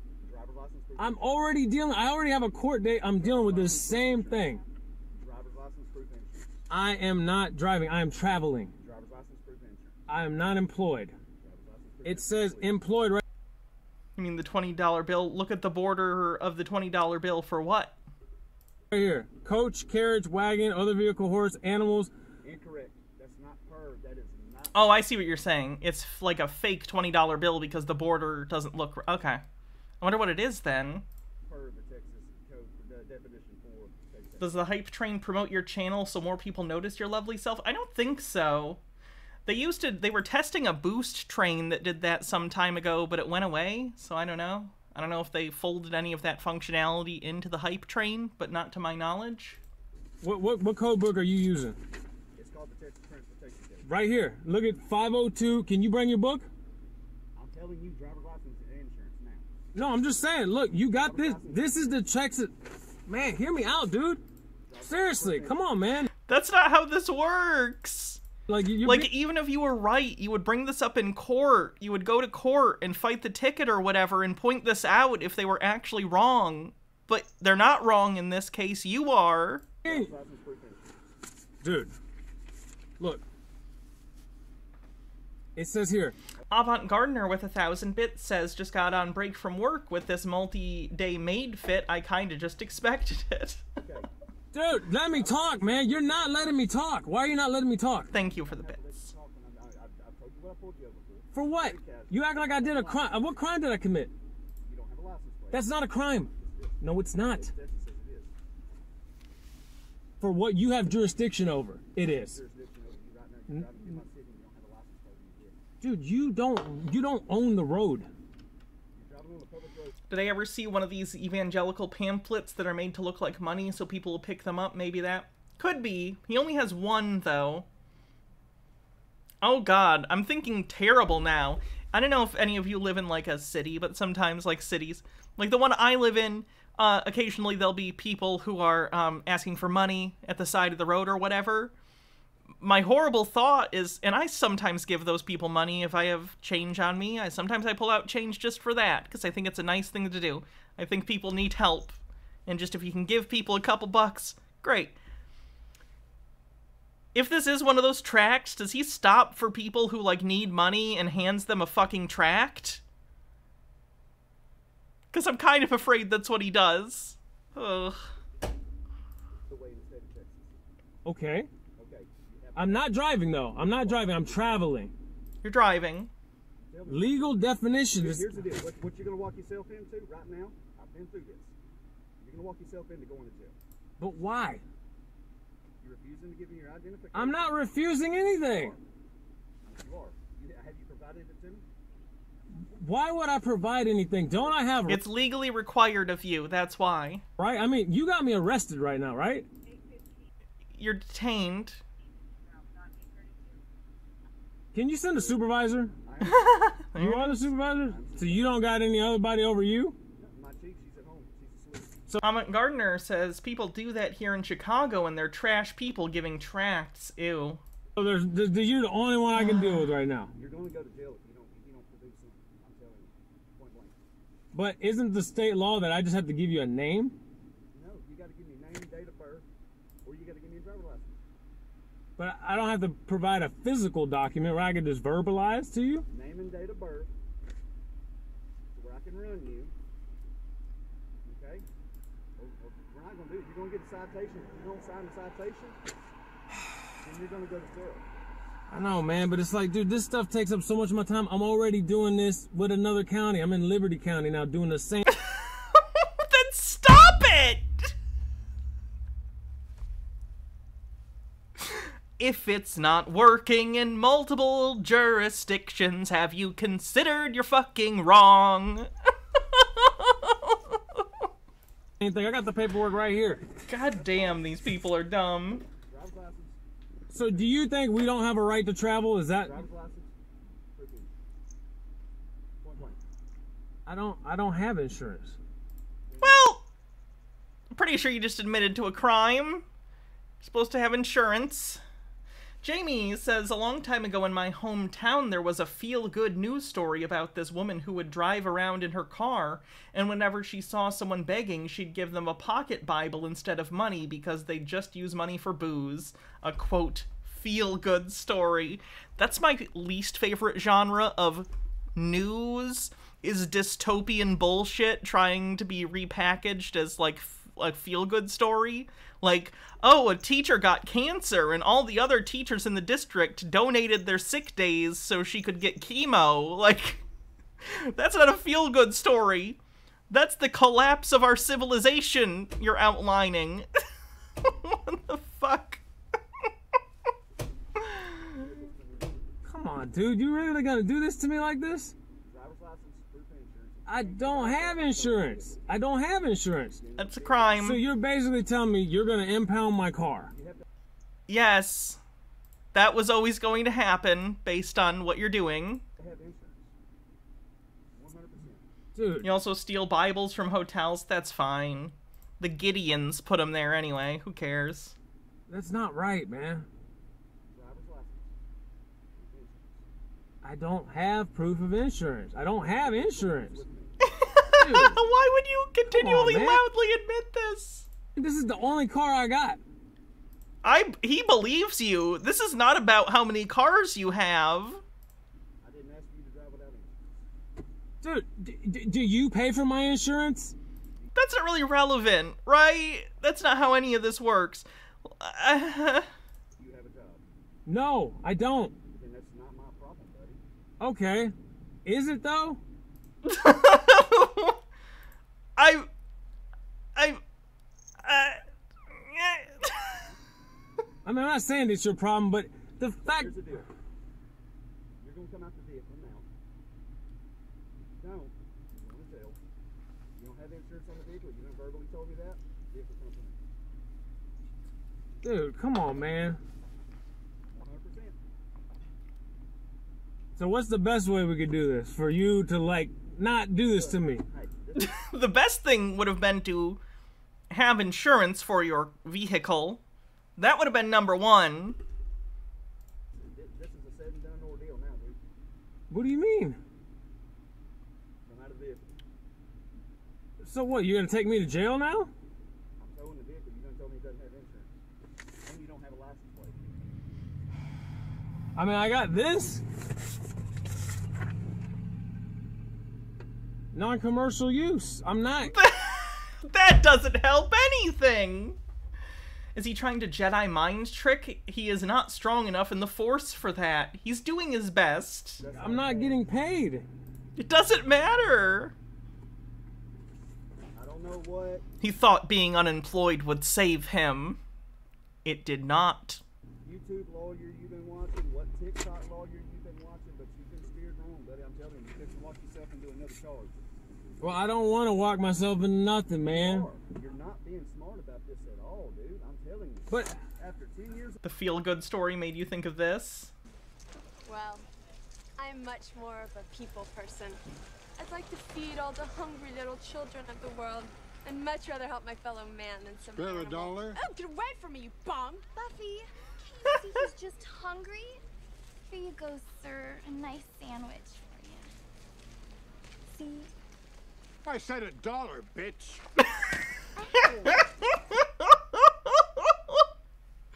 Just such terrible, mean-spirited comedy, but it is funny. I asked for $1, bitch. So none of this is right. I mean, this here. Have you read this? I have read the Texas Transportation Code, what it says about a driver. You're behind. You're operating this vehicle right now, which you are driving this vehicle on the public roadway. Can you please just tell me what it says here? It says employed. I'm not employed. Please? That doesn't...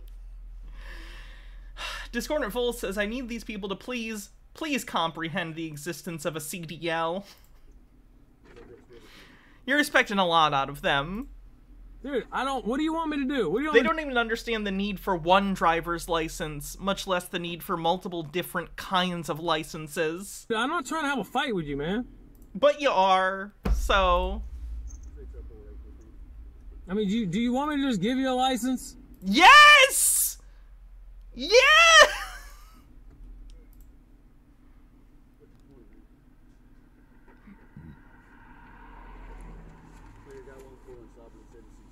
I'm not a sovereign citizen. Yes, you are. It's a definition thing. Like, you can try and not call yourself a sovereign citizen, but if you quack like a sovereign citizen and you walk like a sovereign citizen, you're a sovereign citizen. It's descriptive. You expect very little and they always manage to disappoint. It's what they're good at.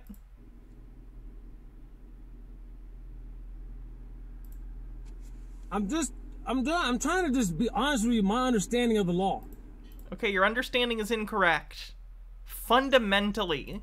It says one employed and conducting. And I look up, what does employed mean? Employed in this context means to be engaged in. It says employed. Contractor. What does contractor mean? Somebody who is under contract for payment. I'm not getting paid. That is incorrect. None of this is right. Here's the deal. Open the door, get out. I don't want to do that. I feel safe right here. I don't feel... Dude, you're coming at me hostile. I don't know what you're going to do. Dude, you're freaking me out. I don't want to go outside. I'm safe in here. I'm not safe with you. He's telling me that he don't have to provide me a... Man, this is not good.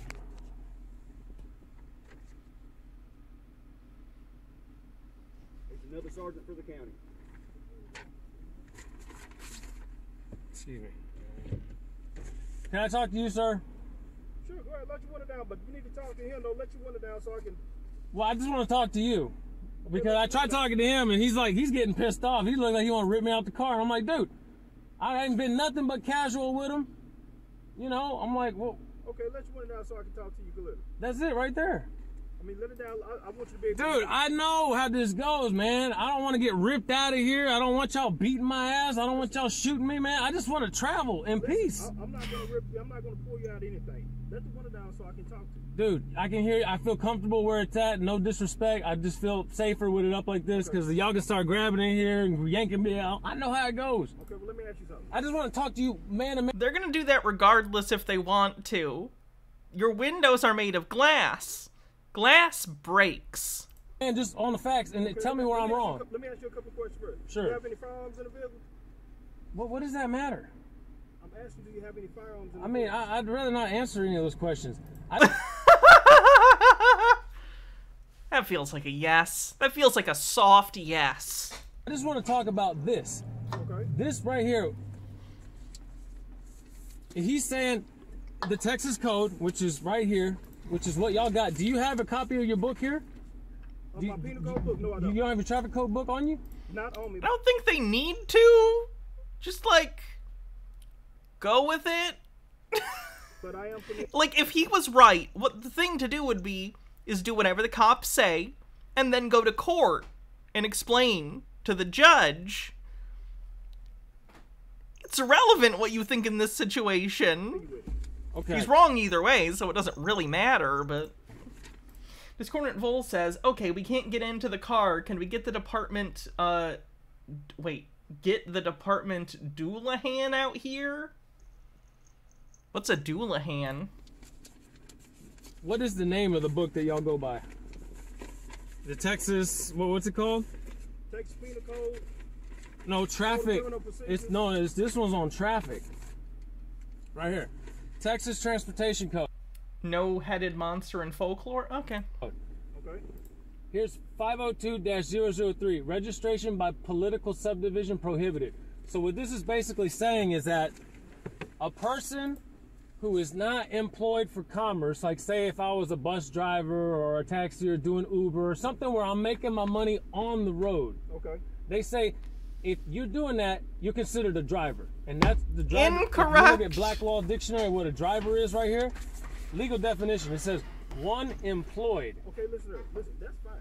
But you need a... Before anyone tries, no, my copy of Black's Law does not have traveler in it, nor does it have driver. Put the window down. If you want to crack it like this, that's fine. And speak with him, though. He doesn't want to... Dude, tell him. I tried to tell you. You don't want to hear They can't be impeded by locks or barriers. That was the joke. Okay. I'm not deep into Irish folklore. So Irish folklore humor, gonna go above my cat ears. Anything I gotta say? You're like, get out of the car. You're like, get out of the car. That's what I'm saying. Do you have a driver's license on?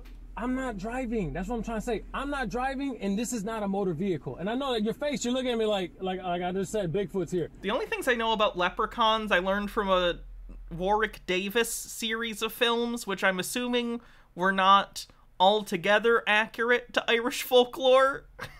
Hear me out, though. This is what I'm trying to say. These words have legal meaning in court. They do, but you don't understand them. That's the problem, is you have a misapprehension of the reality of the law and how it's applied. You are wrong. Colloquial understanding of us. Colloquial? Did he just say colloquial?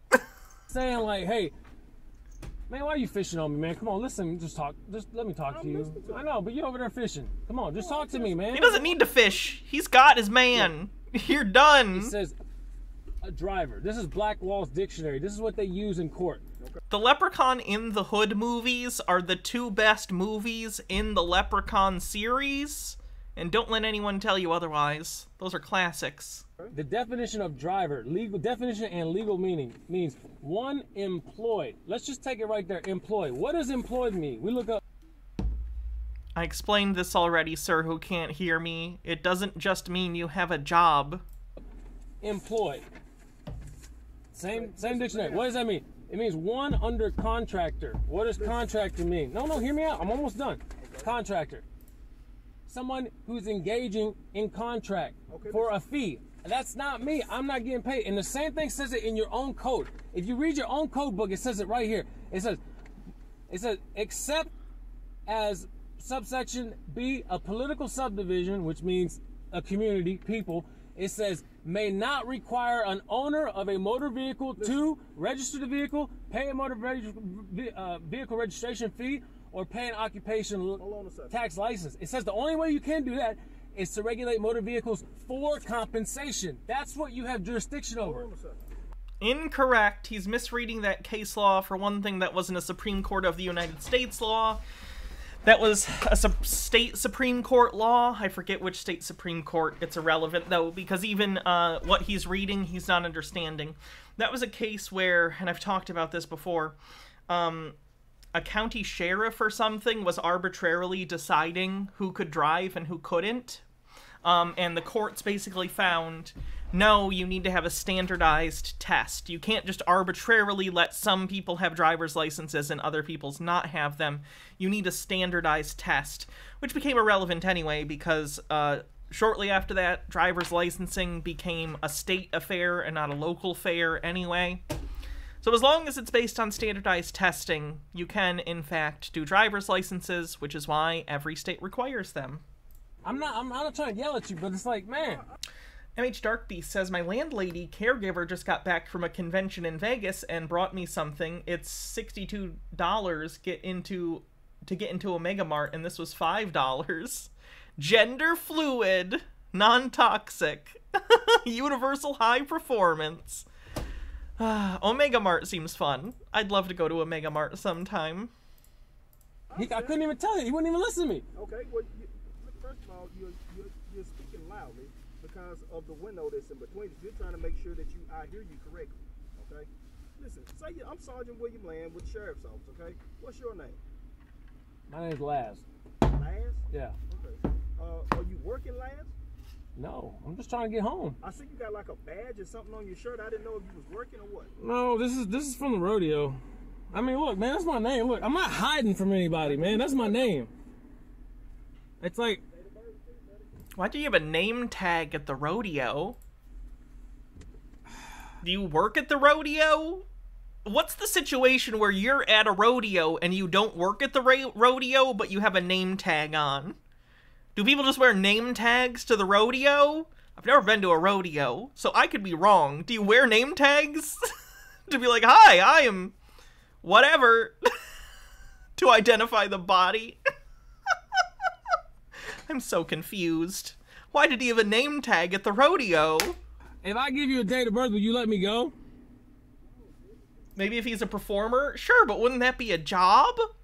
Like, even if he wasn't an employee, like, do you not get paid to be in a rodeo? I guess if it's a competition, no, you're just doing competitions. So fair enough. He might not be employed. He's just a competition person at the rodeo. He doesn't necessarily work at the rodeo. I got it. Aldera says, is it so the medics can ask names of various concussed victims of head trauma? Yeah, so why am I gonna play that game when you already trying to take my car from me? Listen, just answer his question. But he said he's gonna impound my car. And then you're gonna leave me with no car.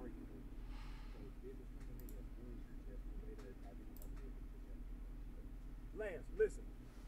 This is his stop. I know, man. Come on, man. Let me make it, man. Let me make it. Listen to me for a second, okay?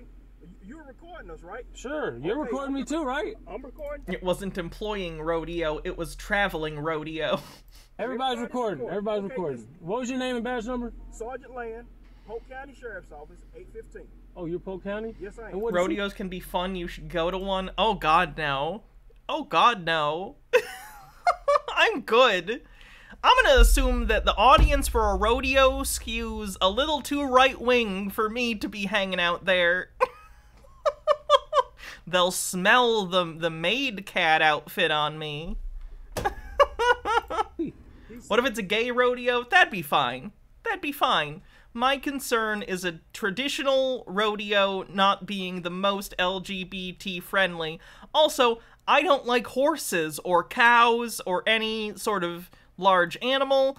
I don't think I would have fun. I straight up don't think I would have a good time. Listen to me. I'm trying to explain this to you, okay? I hear you. So you can have The activities I like are activities that take place indoors. So, jot that down. all this recorded. If any of you ever throw me a surprise party, probably something indoors and not a rodeo. This is his city, his jurisdiction. He's the sergeant in this city, okay? What he's saying is that due to you not having insurance on your vehicle, he's going to tow your vehicle, okay? You're not properly identifying with him. Now, you can be going to jail as well, okay? He's trying to work with you. I know, but here's the thing. He's not. He's already told me he's going to impound my car. I'm trying to... what I wish to get out of this is to just get home. Where's home at? I got animals I got to take care of. No one's there. I live by myself, Where is man. home at? I live in Rye. Right? Okay, now listen to me, Laz.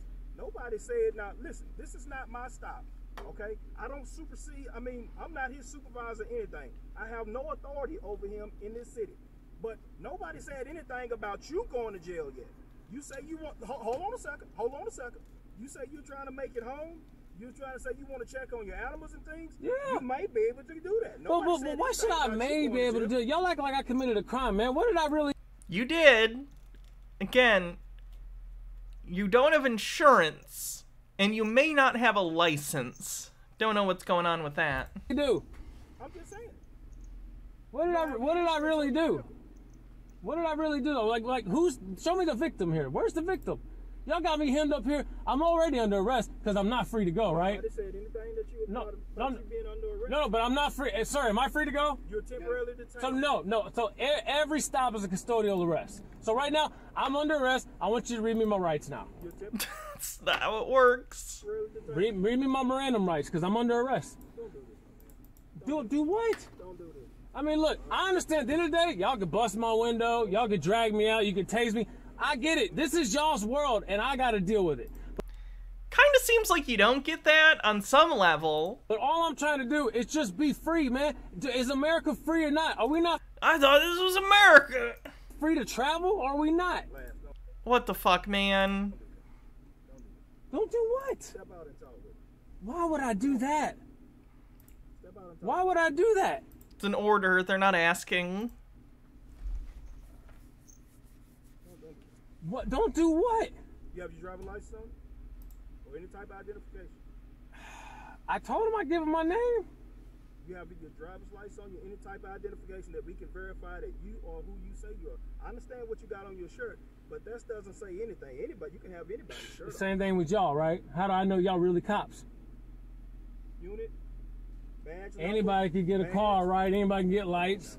But that's Ask Jeremy DeWitt how that goes. But just how you doing me, man. You literally doing me like that. You want to go home or you want to go to jail? Man, I want to go home with my car. That's what I want.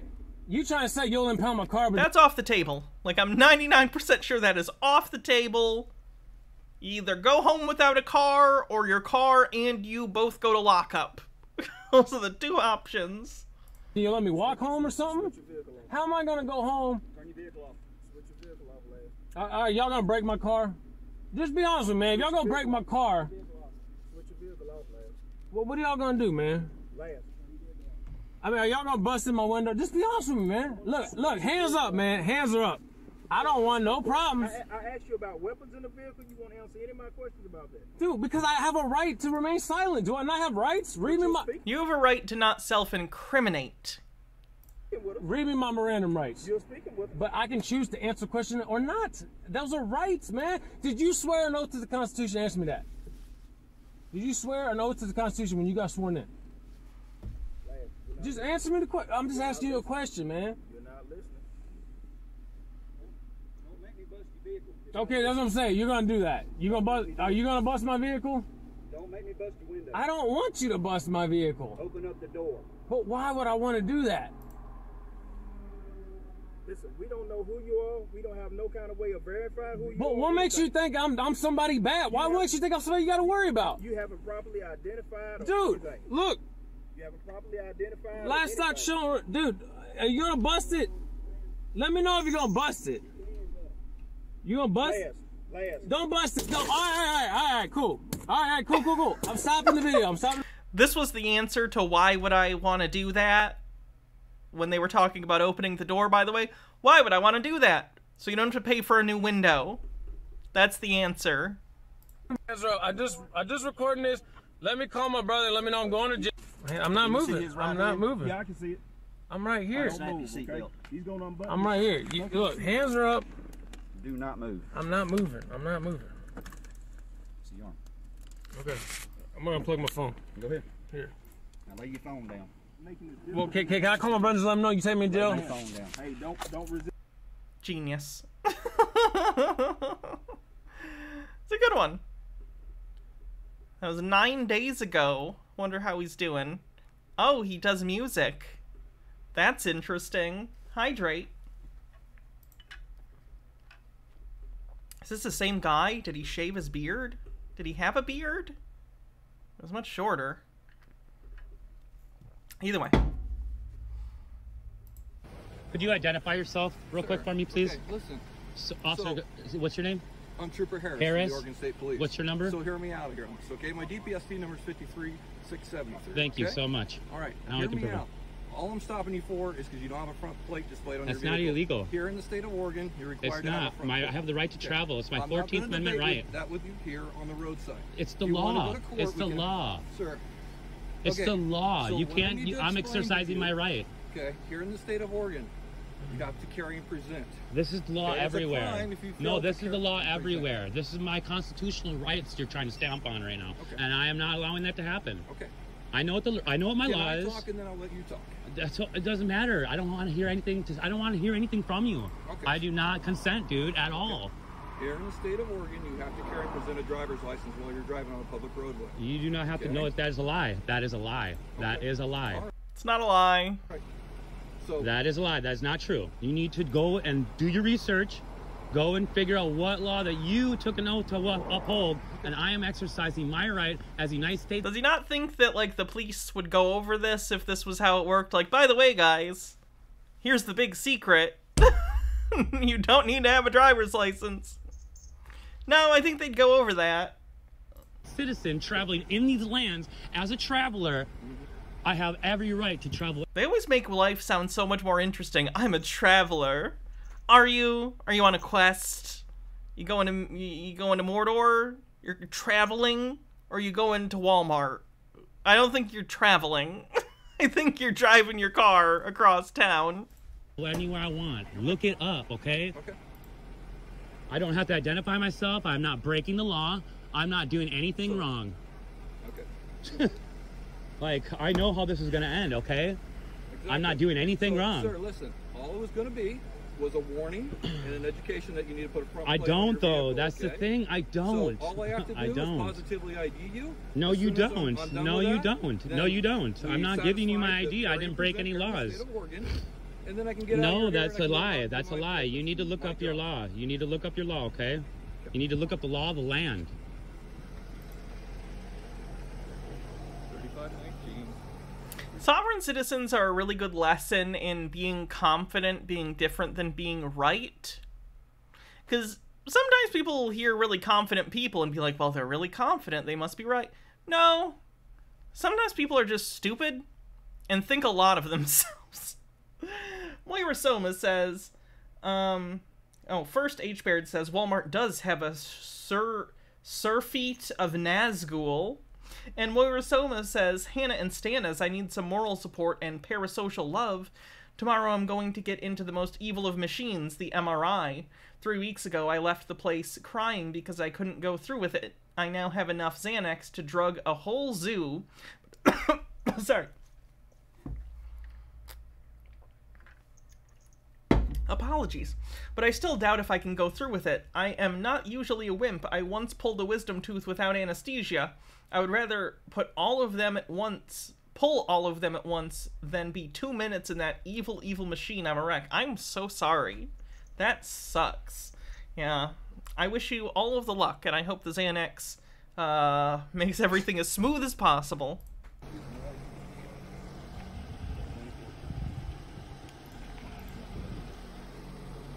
Do you even know what right to travel is? Do you? It's okay if you don't.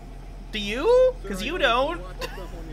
No, it's not the internet. It's your constitutional right. It's not the internet. It's the internet. You're thinking of the internet. The travel. It says that I can travel with my possessions. I don't need to discuss it in court. It doesn't have to go any further than this right here. I know the law. And if you decide to violate that law, I will have your job. I'm telling you this. I will.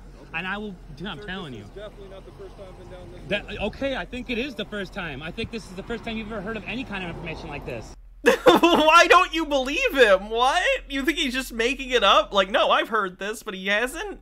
What? Right to travel, okay? Your 14th Amendment, right?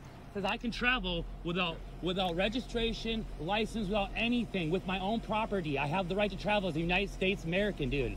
Like, look it up. Like, I'm not like sitting here trying to bust your balls, dude, but you're harassing me right now. I was going about my day trying to have breakfast, man. Negative. A warning.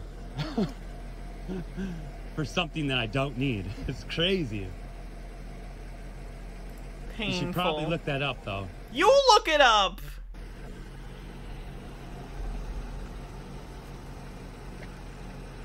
And I'm just recording so I make sure I have copy for everything. But you should look it up, right to travel, though. You really should. Before you start. Like I said, this has been about the 25th time I've gone down this road. So why didn't you just say have a good day? Why didn't you just say have a good day then? I'm not violating any. I am not breaking the law. Positively ID you. You don't need to. You don't need to. You don't need to. I have a right, dude. So you can just stop anybody and just tell them to ID themselves. If they have a reasonable, articulable suspicion, yes. And he did, which he articulated to you. Fine. You said you could just stop anybody and tell them to ID them. This is a traffic stop. You're For what? I'm not doing anything illegal. I know this. I'm not. You're not required. You're not required unless you're driving for commerce. I'm not driving for commerce. I'm traveling, buddy. Like I said, sir, I've been down this road many times. Well, obviously you haven't, because you're sitting here wasting my time and trying to violate my rights. Wasting time, sir, because all I need to do is positively ID you, and we can both go about our day. I'm not letting you positively ID me. Okay. I know my rights. Well, here in a second, we're gonna figure that out. I'm not driving under commerce. I'm not driving for cash. I'm traveling, dude. And right now you're harassing me. He doesn't get arrested here, I don't think. No, I don't, brother. Seriously, man. You guys aren't listening to me. Okay, so hear me out. You're gonna arrest me for what? So listen. Go ahead. I'll have your jobs. Pause, because I want this to go easy. Oh, does he? Wait, they have the taser. Maybe. Okay. I do too. I could be the I thought he got away with this one. I thought this was a warning video, but I might be misremembering. Taser man, he's here with a taser, and he wants to use it. You can tell by his stance. You're gonna assault. He's about to assault me. Hey. You're about to unlawfully arrest me. Sir, listen to me. Okay, give me 30 seconds, and then I'll let you give. That's Dylan, who they call when they need to tase someone. He seems really into it for some reason. You a minute, okay?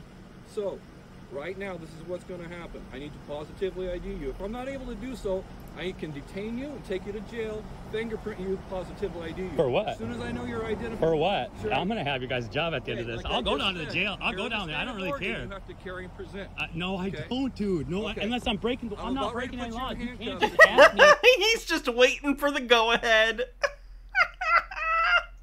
You can't just... I want your supervisor here. Is there anything I'm asking you to speak to your supervisor right now. Give you your ID. I'm asking you... No, I'm asking to speak to your supervisor right now, and you have to let me do that. All right.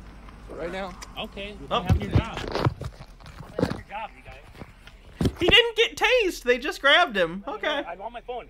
Give me my phone. Hey. I'll get your phone. Dylan held back this time. I'm done. I'm okay. I'm fine. You guys are about to have your jobs taken from you.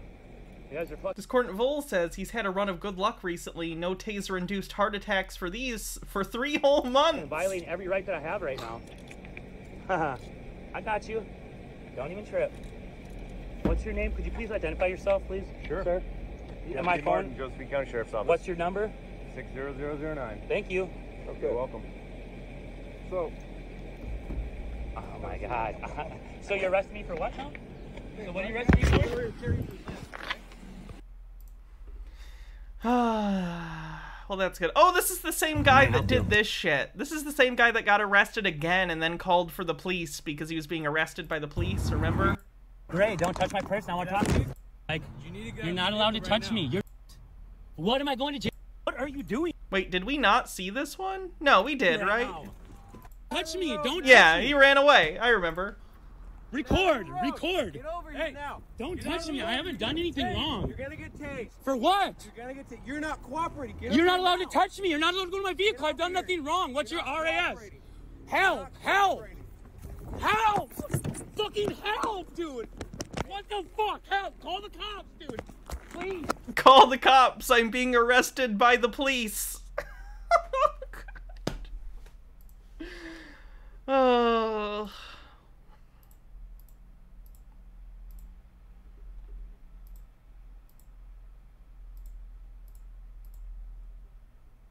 Power does what it wants. Here's one of these First Amendment auditors in Florida going to a DMV to fuck with people.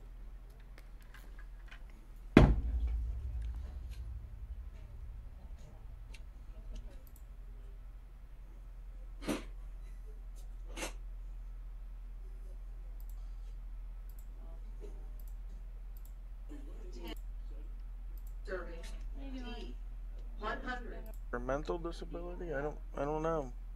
That's a pretty good distinction. Yeah. Okay, get some contact here. No, I don't work here. Oh. Do you work here? No, I don't You're work here. just stealing information from everyone? No, that's not possible for me. Oh, really? Miss. Then why are you doing it? Well, I'm here because the DMV seems to think that because somebody exercising a constitutional right, when they come into the office, that they I don't can... want you stealing my personal information. Would you stop filming? I'm not going to steal your personal information. You don't need to worry about that. Oh, I don't trust you. Yeah. What are you filming? Wow, de-escalate, sir. Calm down. Yeah, don't call I'm me here to person. film the employees. I don't know that. Why are you... Cassifel says, I walked by a couple of dudes in handcuffs the other week, and one of them looked at me and went, help, help, dude, you gotta let me go, help, help. And I was just like, oh shit, I have no idea what to do. And then the guy just straight up cackled and was like, nah, dog, I'm fucking with you. Have a good one, man. Vegas is nuts. I'd like to go to Las Vegas, please. 1 ticket to Las Vegas. I can go to the Pawn Stars pawn shop. Well, sir, I'm trying to conduct business. Does the Star Trek experience still exist there? Or did that get closed at some point? Sensitive business on that monitor, You're causing... and you're filming it. Okay. Well, Can you see? people? I don't care what I can see there. I don't trust you. You don't need to. You can take my picture all day long. I don't care. You're going to be the thumbnail. I'm going to squeeze out here real fast. Yep, now you're blocking the... I don't think this guy knows what a thumbnail is. The older gentleman. No offense to him. You know. way. Now you're blocking the...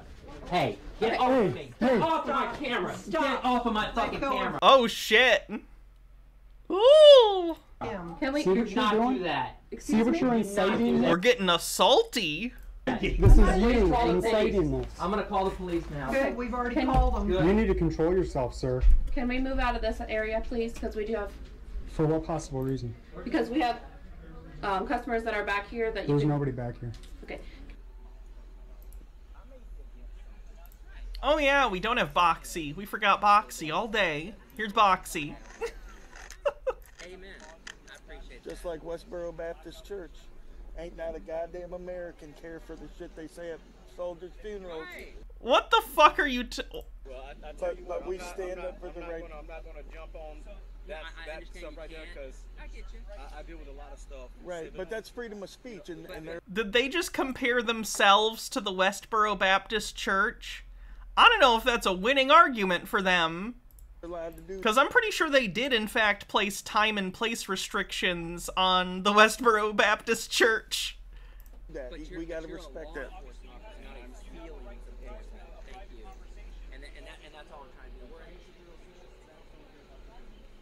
I don't know if any of you have seen the trilogy of documentaries that Louis Theroux did on the Westboro Baptist Church, where he went sometime in the early 2000s. And then he went like 8 years later, and then some years after that. Really great trilogy of documentaries. Please check them out. H-Baird says, where I live, the DMV usually has a cop there all the time. When I went to get my license once said cop had to remove someone for cheating on their written test. That thing is so easy. If you need to cheat, you really shouldn't be driving. Ooh. Agreed. Like, you know, the tests are probably different from state to state, but I do not remember, did I even have to take a written test? Maybe for my learner's permit I had to take a written test. Either way, I don't remember anything being difficult.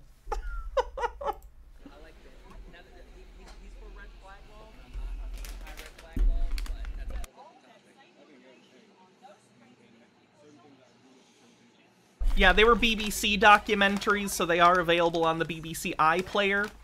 They're also available on Amazon through the Amazon channel BBC Select, which is the BBC. The BBC has two different streaming services, which is annoying. They have the main BBC streaming app where you can watch like Doctor Who and stuff.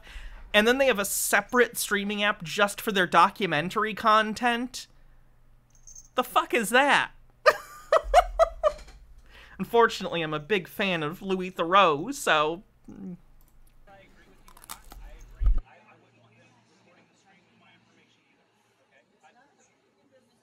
I know it's pronounced Theroux, sorry.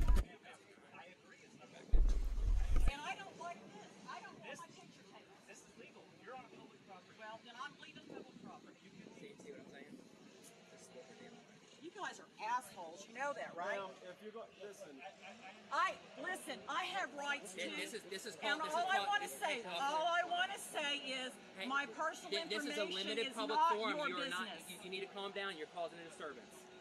You need to leave me alone and leave my information alone. If they don't do anything with your information, if they overhear information given, it's not overhearing. They're taking pictures of it. They're allowed inside.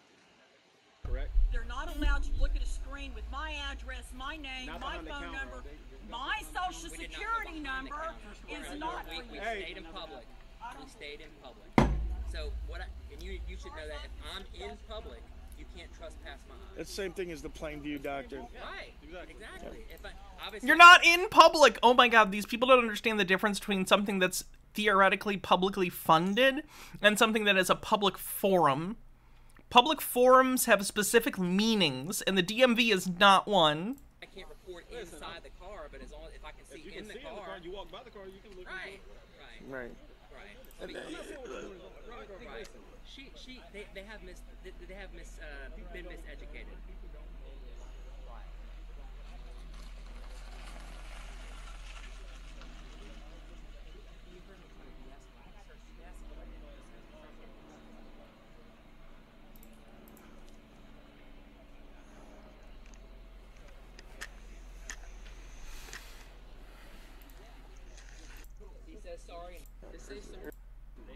I don't think they get arrested or anything. They're just assholes.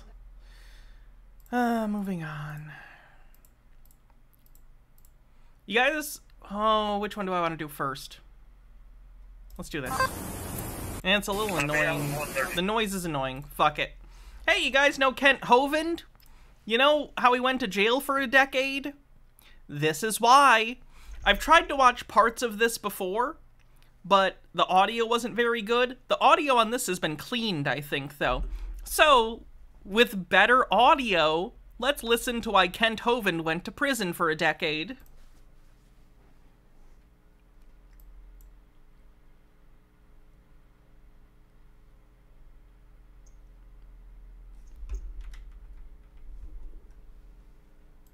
Sorry, the intro thing's a little... Creation science. Welcome to class number 6 of our series. It's the tax fraud.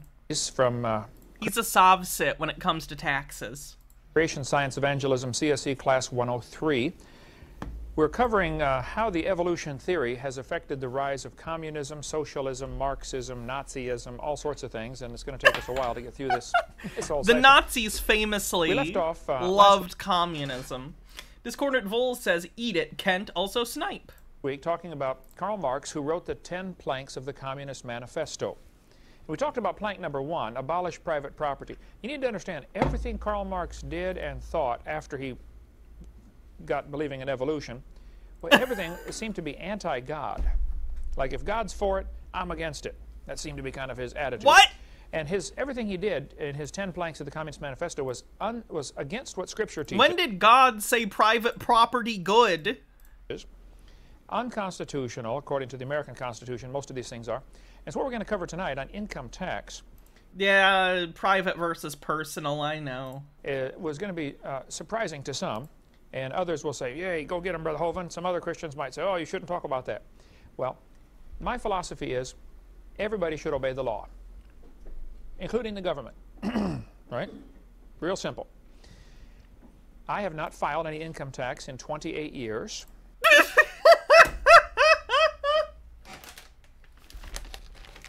I think his mistake was admitting it on video. If there's a law requiring me to file some, I would like to see it. I have the entire Internal Revenue Code. Do you think they showed it to him when he got arrested? Dumbass. Right here, thoroughly marked up, indexed. You're welcome to check out anything. I know the subject pretty well. I've been thoroughly marked up, indexed. You're welcome to check out anything. I know the subject pretty well. The judge differed in opinion, apparently. I've been a long-time student of this topic, as my son would be glad to tell you. This is something I read a lot on, because I want very badly to be right with God. The Bible says, render to Caesar that which is Caesar's. I agree. It does not say render to Fred that which is Caesar's. Okay, if something belongs to Caesar, I'll give it to him. I'm not against that at all.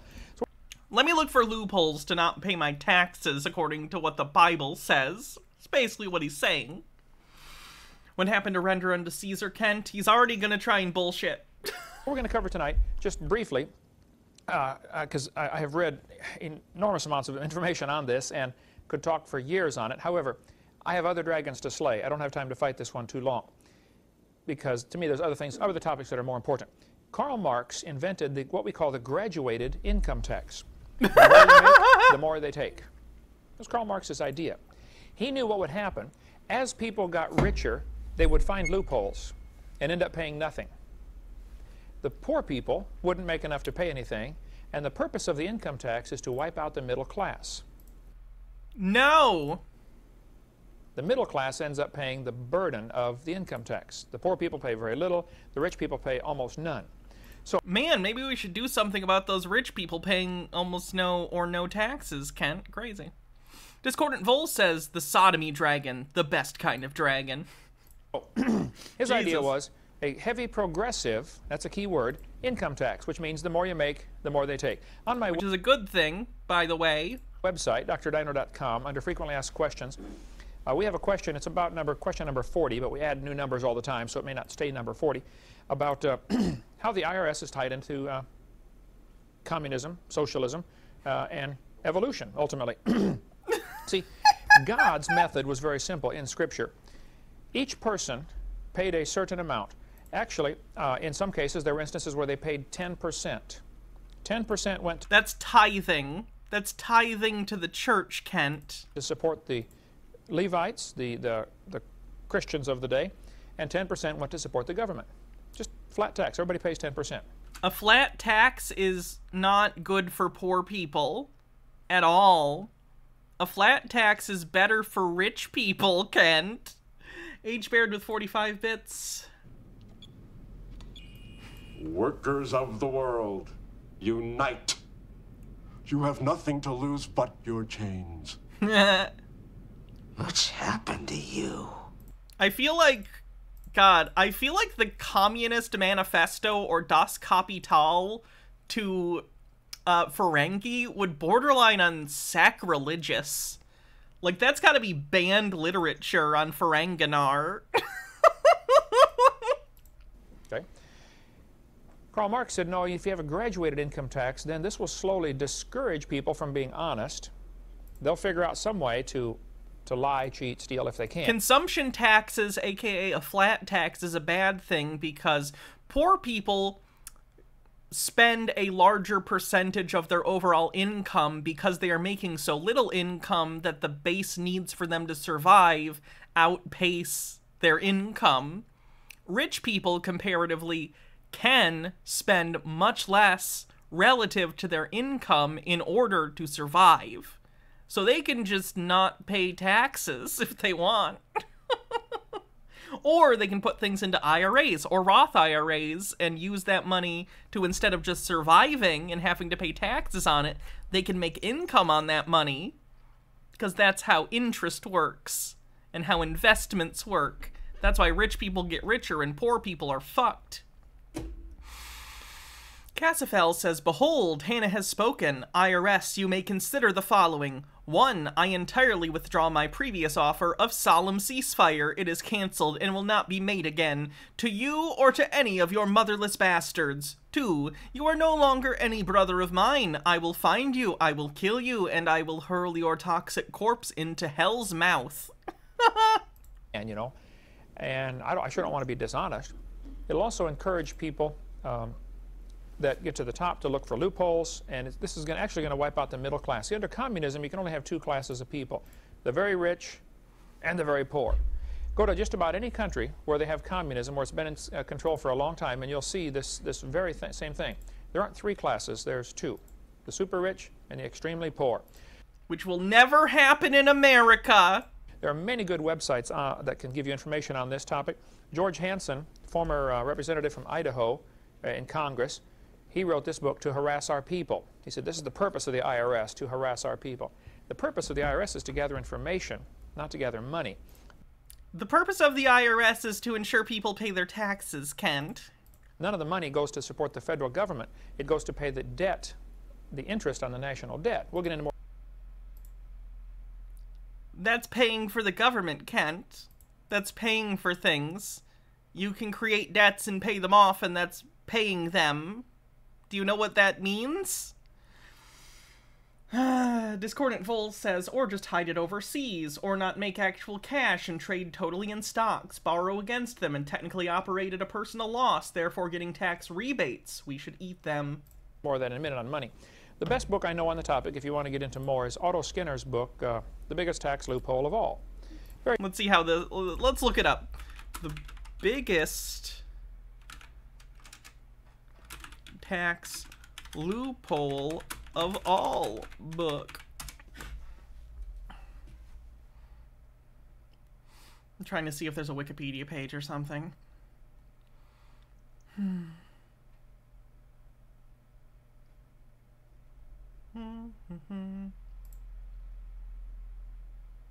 Oh wow, it's spiral bound. It doesn't even have a cover on Amazon.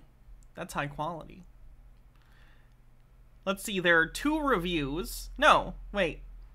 How many reviews are there? There are 5 reviews, and they're all either 5 or 4 stars. Can you do book reviews from prison?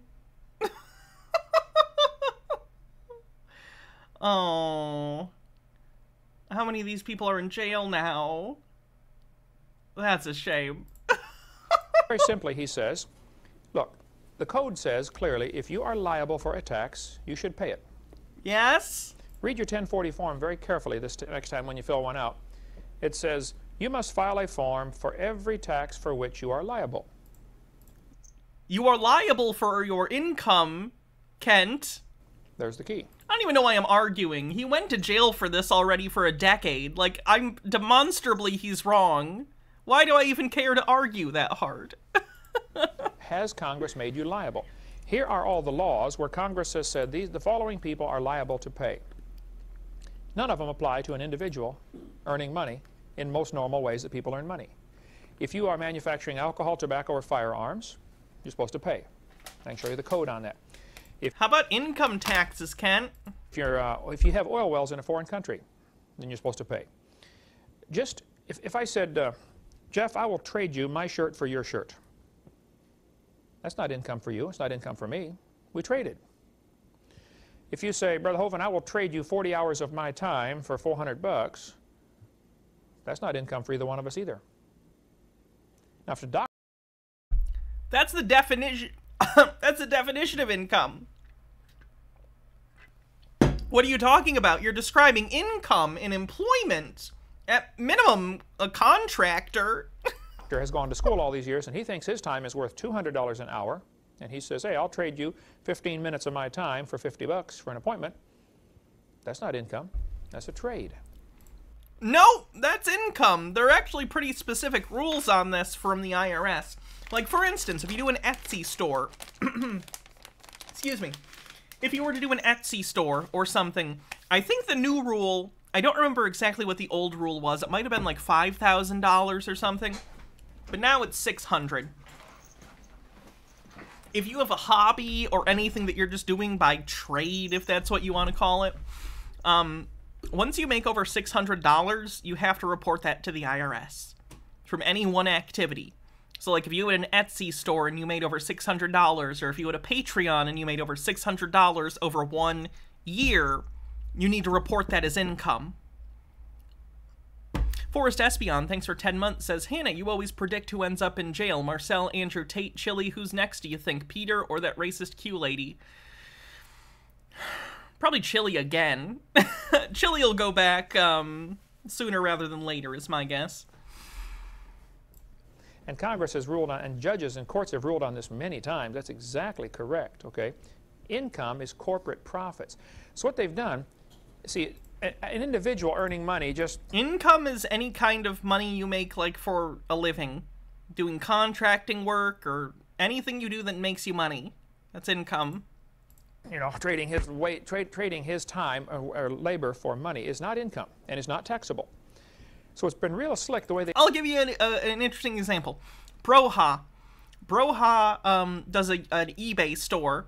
So a big thing Broha does is he goes to, like, thrift stores and different, like, you know, the flea markets and stuff, and he knows a lot about, like, antiques and vintage stuff, and he'll find stuff that he can find for cheap, and he flips it on eBay. Now, he makes a lot of money doing this. He's good at it. He has to report that to the government as income and pay taxes on it, right? Like, anything you do where you make money, if you make enough, you gotta report it. That's how it works. It's income. What do you think income is? They've done this. They've given every... Discordant Vol says Chili concarcerated. Ooh. Every person in the United States, at least, has a straw man that they have created for you. Incorrect. Which is a corporation. Now, corporations are taxable. Real people would not be. People are taxable. In fact, people are the primary things that have been taxed for all of the world. All of humanity, primarily it was give us money for taxes, person. Farmer, give us taxes. And it's really slick how they've done this. We'll get into more of that in a minute, but if... Like, for fuck's sake, Kent, you know the Bible. Like, Peter was a tax collector, right? Who do you think he was collecting taxes from? Robert Morley says Cash App, Zelle, PayPal, etc. are going to be issuing 1099s over $600 per year. Yep. They have to. Legally, it's part of the new IRS regulation. H. Baird says, technically, any income you have, including illegal income, needs to be reported. That's how they got Al Capone. That's true. If you want more on the website, on our website, drdino.com, there's about a 30-page letter, and we add to it all the time. You might want to get a hold of Joe Sweet's book, Good News, Bad News. good news for Form 1040 filers, bad news for the IRS. It's voluntary. He goes through all the laws here. Irwin Schiff, few things I would differ with Irwin Schiff, but he's written prolifically on the topic, how anyone can stop paying income tax, the Social Security swindle, how you can drop out, the biggest con, the federal government is fleecing you. Irwin Schiff has written lots and lots of books on the topic and is very knowledgeable. I think he's got a few things incorrect in what he's doing, but he's successful. Okay, it works. Peter Kershaw's book, In Caesar's Grip, is one of the most riveting books I've read in some time. Hell of a cover, too. Look at that. Lightning bolts, a church, and a giant bald eagle. How churches have gotten trapped by becoming 501c3 corporations. See, the church, the Congress shall make no law, First Amendment, affecting the establishment of religion or prohibiting the free exercise thereof. You know, I like to ask them sometimes, what part of no law don't you understand? You know, it says no law. Now, if a statute is, if a county... They're not stopping you from practicing your religion in any way. A 501c3 literally makes you tax exempt. Passes a law. It's the way you officially say, I'm a church. I am not taxed. That's it.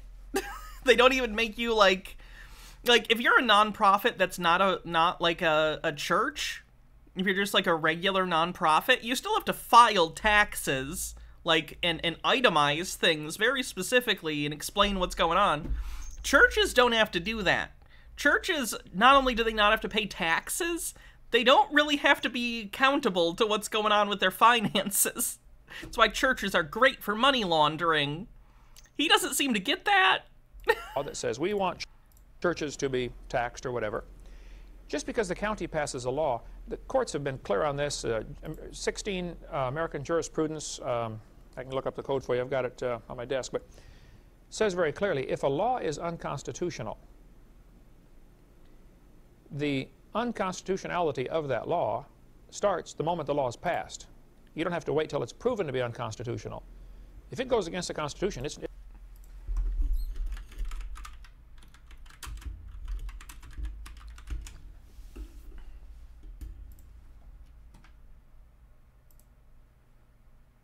Is this proof? Is your mugshot proof? You went to jail for a decade, Kent. How do you feel? Do you feel vindicated? Do you feel right? It's not a law at all. It's no, and you're not under no obligation to obey it. So if a church gets incorporated, now they've put their head in a noose, because now they have to abide by all sorts of rules and regulations, because they're not really a church, they're now a corporation. The government gives They're a church, it's just they're registered with the government, so the government knows they don't have to pay taxes, because otherwise anyone could just say they were a church and not have to pay taxes. Scientology. Corporations the right to exist. And that's what has happened in the last 100 years. Many churches have become incorporated. If a church is not incorporated, it's just a real, true New Testament church. They answer directly to God. And you'll have to pay taxes. The church does not have permission from God to give away God's authority. All right, the government doesn't give a fuck. Pay them. So since our ministry here, Creation Science Evangelism, is under the auspices of Faith Baptist Fellowship, an unincorporated church, I don't have God's permission to put God under some other sovereign, okay? It's a sovereignty issue. If you got on board a Chinese ship out here in the harbor, you're under Chinese law. As soon as you cross over that railing of the ship and board the ship, you're under Chinese law, even if it's an American harbor.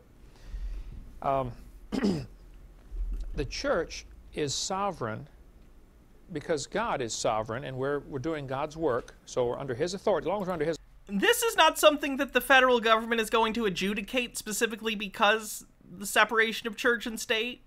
So your theological concerns are your own. At the end of the day, either you file as a 501c3 and you don't pay taxes, or you owe taxes. You're fucked, Kent. His authority, we're fine.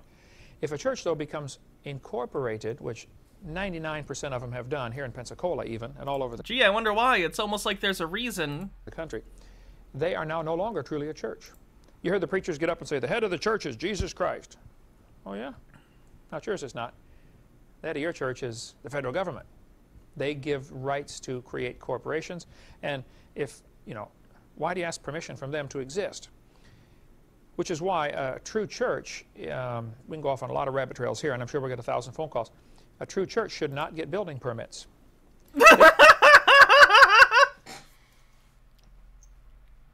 God not a big fan of OSHA, huh? They should build better than the code. Obviously, you want to be safe. We're not trying to get out of anything or trying to save any money, but you simply can't. Uh-huh. Sure. Not ask permission from... Chromatic Cuttlefish says, I don't think his Chinese ship example is accurate, but that would be, cough, admiralty law. a county to do something that belongs to God's church. Now, people argue about that. Now, our country was started 225 years ago by people who had the attitude of, you know, King George simply... I don't give a fuck. What is this obsession? I don't care what people 200 years ago did or thought. It's irrelevant to now. What are you talking about? It is not the authority. I mean, church is split over should we be loyal to King George. That explains people getting hurt and dying on his land. It could. A kid drowned at his theme park and he didn't give a fuck. H-Baird says, I used to be an expat. I qualified under the foreign earned income exclusion and thus didn't owe any U.S. taxes. I still had to fill out a return every year with a ton of paperwork showing that I qualified for the exclusion. Even if you don't have to pay any money in taxes, Uncle Sam still demands documentation of this sort of thing. Elminato says, imagine all the buildings Jesus could have made for the poor if not for those pesky Roman zoning laws. And Discordant Vole says, appeal to antiquity. George, or should we, you know, do what's right? And good people split over these issues, and I've read lots on the topic, and I certainly don't want to, you know, I want very badly to be right with God. I don't want to disobey Scripture. I don't know of any Scripture I'm disobeying. I don't know of any law I'm disobeying on this topic. But I have not filed any income tax in 28 years. I don't keep any records. I'm not required to. There's no law requiring me to. If I did keep records, and if I did give that to the government and fill out a form, 1040 form, under penalty of perjury, you know, I hereby declare the following information is correct, that form becomes their evidence to prosecute me. And you wouldn't want that, would you?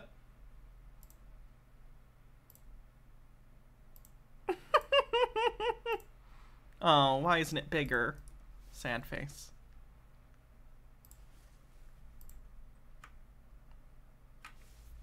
It's the best we can do. Well, first place, the 14th Amendment outlawed slavery. Does the IRS pay you to keep records for them? That's not how it works. You can have duties that aren't related to employment. You have a lot of duties under the law. That doesn't make you a slave just because you have to not murder people or whatever. Well, no. Now, why does that sound like slavery to me? Because you're a fucking idiot. You're doing their work for them and they're not paying you?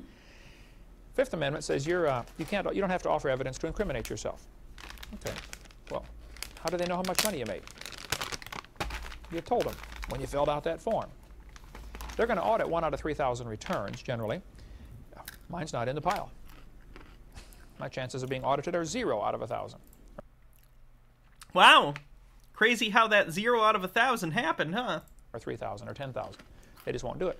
If they come to your door, there's all sorts of things you can do there, which is, again, a long story. I'm not the least bit afraid of the subject. I've read thoroughly on it. I'll go with anybody to the IRS and say, here, arrest me if I'm doing something wrong. Show me the law. I'm not breaking any laws. I'm trying very hard to obey God. But I also don't want to waste a lot of time on this topic. So I'm going to take 10 minutes, explain my position, and then leave. I'm sure we're going to get 1,000 phone calls. We've already got them. We have a 30-page letter on my website, or we'll send it to you in writing, you know, a typed-out version if you don't have access to the internet. And then in that letter are lists of, probably 20 people who can help you with the details, should you decide to, you know, retain your rights as a true American citizen. We'll get into more on who's an American citizen later. What I want to cover in this class, though, is Karl Marx invented this. Reagan, in one of his speeches, mentioned that Karl Marx was the founder of our income tax system in America. Interesting confession. Keeping in mind that Karl Marx was a strong believer in evolution and wanted to do anything he could to go against this book. See, according to this book, ownership of private property is extremely important. Is it? You can't really have freedom unless you own your own property. The last thing the Bible is concerned about is human freedom. Have you read it? There is zero indication in either the Old or New Testament that any theological concern in Christianity is over human freedom. That is not a thesis of the Bible anywhere. You're fucking crazy if you think that. I think you're thinking of, like, the Declaration of Independence or the Constitution and confusing it with the Bible, because they have very different lessons. Renting or... Yes, he went to jail for like a decade for not paying taxes. This video was from before he got arrested. If you don't own the property, you really can't have the type of freedom that God envisioned for his people, which is why he had the system of laws. But let's go on here now. So check the website if you want more information on that, or if you want to read some of my books, you're welcome to give me a call. I can tell you where to get them. Stone Corbell says liberal values like freedom and personal liberty are so divorced from the teachings of the Bible. I don't know how Christians can argue this. It boggles my mind. These are Enlightenment-era concepts that were developed thousands of years after the Bible was written.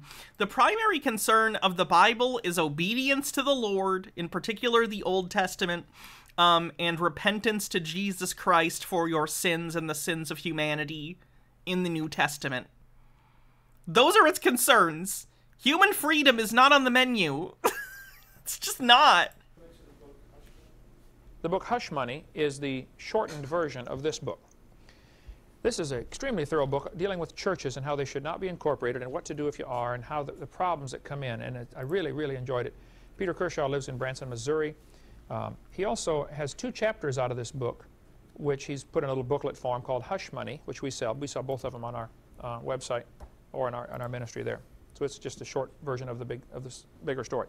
Okay, item number 3 in Karl Marx's Communist Manifesto was abolish the rights of inheritance. Item number 4 was confiscation of property rights. Item number 5 was a central bank. Now, you need to understand the history a little bit here. Back in 1800s, banking was a key, a big problem. The Bible says very clearly that the love of money is the root of all evil. There have always been people who wanted to control the entire money supply. Anyone hear dogs barking somewhere ominously in the background? And with that, they know they can really... My cat ears are picking up on some sort of high-pitched noise that I normally wouldn't be able to... control the country. The central bank was created in America in 1913. This book here, The Creature from Jekyll Island, is an awesome book if you really want to get into what happened. Jekyll Island is a resort island off the coast of Georgia. A bunch of super rich gazillionaires had a secret meeting there. Wow, it's so secret that it's written about in a book. In 1910, 11, 12, 13, somewhere in there. And they came up with a way to control the money of America. They said, what we want is a system of banks. The banks will issue the currency. And by us issuing the money, we can control and create inflation. We can create depressions whenever we want. But we don't want the people to know what's going on. So we have to give it a name that will make it sound like it is part of the government. So they give it a name. The Federal Reserve is a joint project between the federal government and private banking entities. Called Federal Reserve. This is funny to me, too, because he's claiming this is communist, but I guarantee Karl Marx would not have had a joint ownership venture in a central bank. That would be entirely governmental controlled if Karl Marx had his way. There's nothing federal about it, okay? It's not part of the federal government. The Federal Reserve is a private banking cartel of super rich guys who control the currency of America. It's really strange. The United States government prints these bills, costs them about 3 cents. Yeah, it's a fiat currency, Ken. We understand how fiat currency goes, you gold bug piece of shit. It's a piece to print one. They give them to the Federal Reserve. The Federal Reserve rents it back to the United States for $20 plus interest.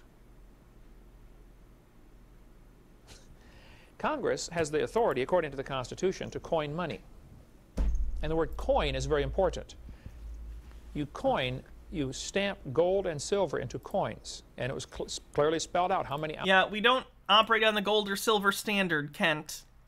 It's not the 1900s. It's fine. Ounces, you know, or grams of gold would be considered $1, et cetera, et cetera. And as long as we were on the gold or silver standard, there were very few problems as far as runaway inflation and stuff like that.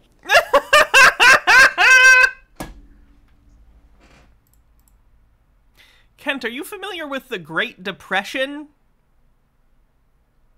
Are you familiar with the Great Depression? The worst economic downturn in the history of America. Okay, okay. Panic of 1837, Panic of 1873, I'm not familiar with those. But the idea that the gold or silver standard or any standard based on precious metal is going to save you from economic downturn is really stupid and ahistorical. What's happened now that we have paper, they've taken away our gold and given us paper. You can buy gold. Go get gold. It's a commodity like anything else. It's just not a currency. The next step will be take away the paper and give you electronic signal, which costs them nothing. That'll be a plastic card, debit or credit card, and the next step beyond that is a little chip which goes in your hand. Right now, you go to the store, they run your groceries over the scanner, you hand them your paper, and they take it, right? The day will come very soon. Were people paying for groceries in cash regularly in the 80s and 90s? When they're going to say, I'm sorry. I feel like a lot of people were check people. We don't take paper, we only take credit card, electronic money. And then it won't be far on the heels of that it'll be, I'm sorry, if you don't have a chip, we just can't sell you anything. We're not equipped to take. Kent has never heard of arbitrage. The cash register will be gone at the store. Probably the clerk will be gone. Okay. I like scanning my own groceries. You can still pay in cash if you want. There's a cash slot. You can actually pay a mix. Sometimes I'll have extra cash on me and I'll put it in the machine and then I'll pay the rest with card. It just is what it is. Checkout lady. Just like the commercial they've had on TV a bunch of times. The guy's walking through the store stuffing things in his coat, you know. How many seen that? The guy's got the big trench coat on. As he's walking through, he's putting all kinds of things in his pockets. As he heads toward the door, the security guard is walking to meet him. And as he's just about to go out the door, the security guard grabs his arm and says, "Excuse me, sir, you forgot your receipt." Have you seen that commercial? No. Profane Priestess says, I feel as if he's positing some kind of question, one that requires a very sweeping and final solution. Discordant Vol says, Mark of the Beast. He is implying Mark of the Beast. Oh, it's incredible. Panics are what we used to call recessions. Gotcha. That's where we're headed. A cash. Chromatic Cuttlefish says, it's almost like part of the reason we have a government is to implement changes to the legal and administrative system as society and technology changes over time. But that would be crazy talk. Cashless society. And it's going to sound, wow, this is great. Look, I don't have to carry my wallet. You can't have checks, you know, stolen or no credit cards. And it's going to sound great, but you're going to lose every bit of privacy. The Federal Reserve was created in 1913. I don't really give a shit if anyone wants to look at the shit I buy. It's fine. Here in America. Bible says, love of money, root of all evil. So whoever controls the money has the power. And this goes right back to the evolution philosophy. Karl Marx knew if communism was to succeed, you have to have a central bank. I think for any large-scale economy, regardless of the kind of economy, you need a strong central bank. But that's just my feelings. When's this video from? It doesn't say.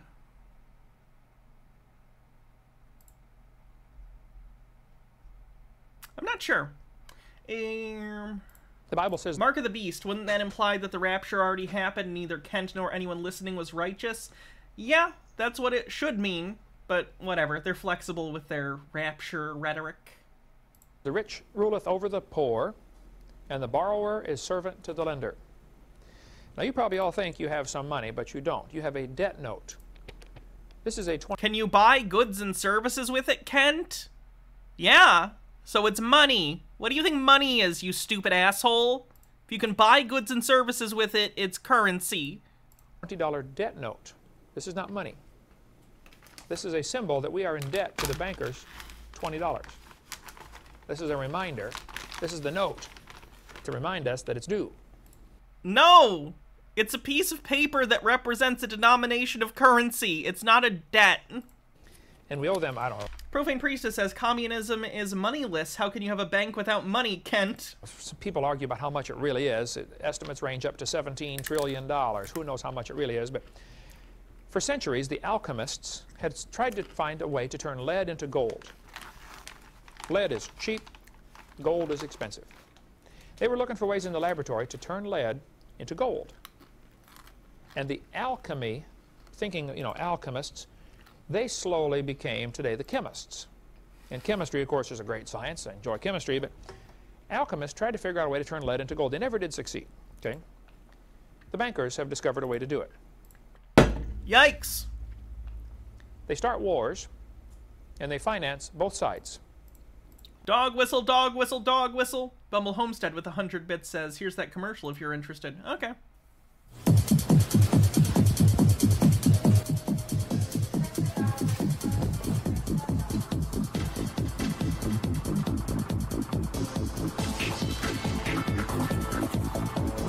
Oh, it's like one of those Amazon concept stores where they like track what you're picking up and putting in your cart. Yeah.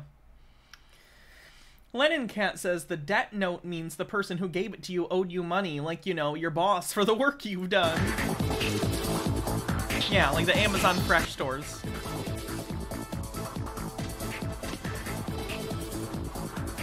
Honestly, unironically, like, especially because I carry around a purse, which I got a really cute purse recently, by the way. I gotta bring it up next time we stream so I can show you guys.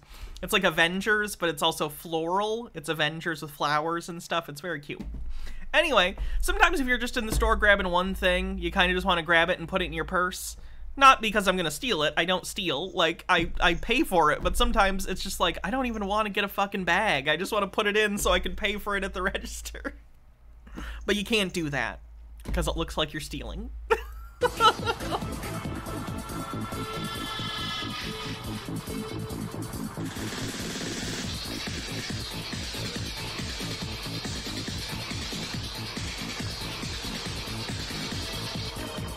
It's a long-ass commercial. Excuse me, sir.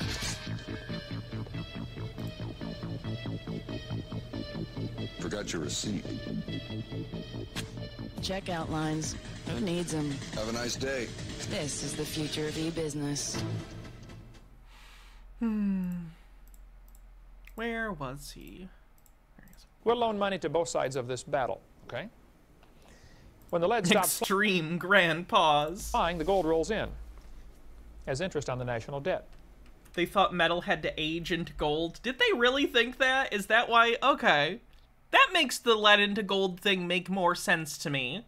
I always wondered why specifically lead into gold. I guess I didn't know they used to think lead turned into gold naturally over time.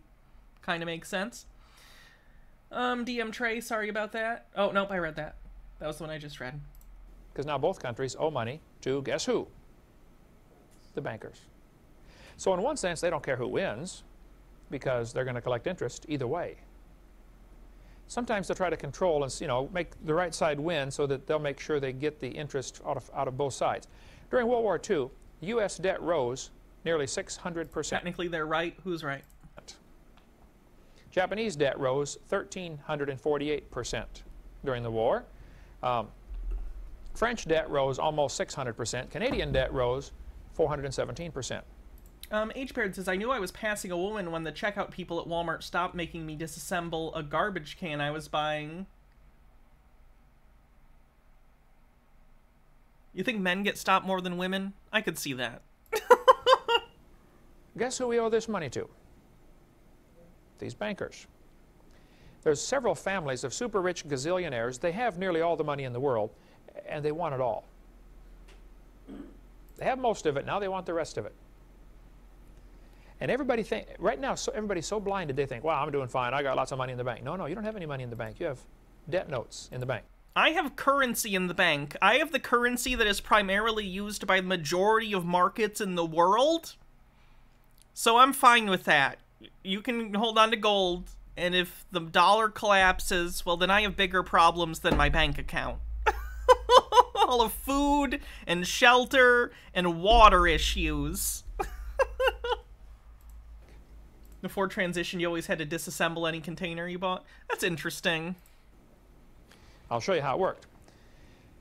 Logard says, technically all you gotta do to have lead turn into gold is wait a few billion years for the solar system to explode and recollapse and for the lead to burn into the heart of a star to become gold. Gotcha. Bacob says, I wonder how this guy feels about Jewish people. I just can't tell based on his language. Yeah, no kidding. The evangelical Christian might be dog-whistling anti-Semitism? Say it ain't so. Nehemiah said, boy, we're in trouble because we have borrowed money.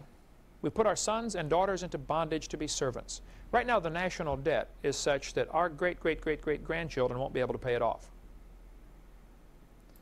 And without getting into all the, we can talk for, there's whole seminars for years and years on the topic of what is real money and, you know, how to fix. Money is things, the Simpsons went over this. You can buy goods and services. It's money. It's the national debt problem. Lincoln decided rather than borrow money from these bankers, he would print treasury. Yeah, governmental money shouldn't work that way. If you were operating with no debt as a country, that's not necessarily healthy because the point of a government is to do things.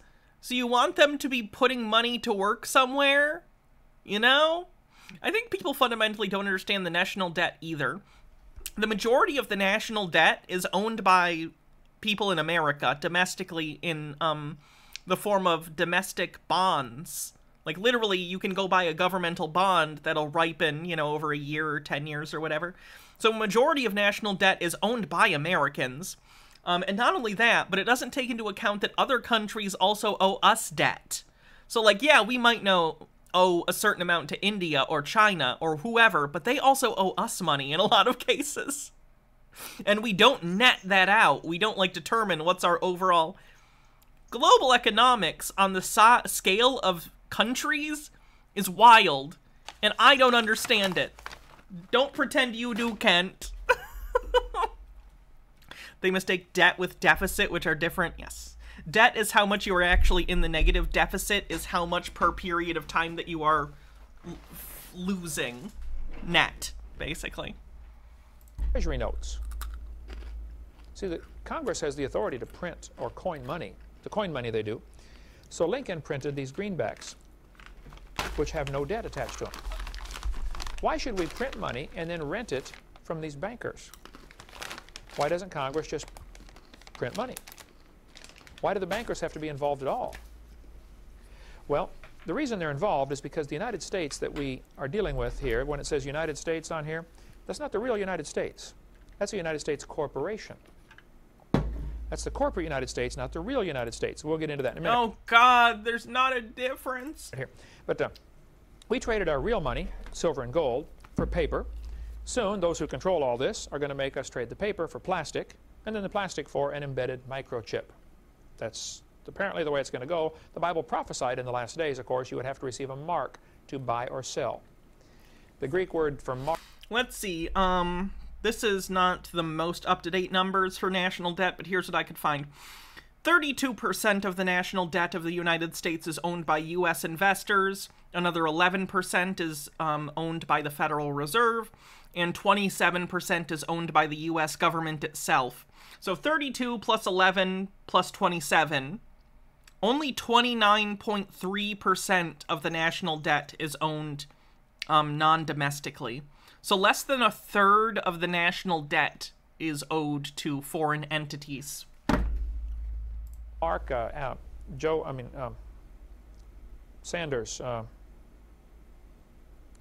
Carl Sanders. Yeah, a friend of mine from Arkansas. He helped invent the little microchip, and now he's a Christian. He travels all over and speaks against, what's happening, warning people what's going on.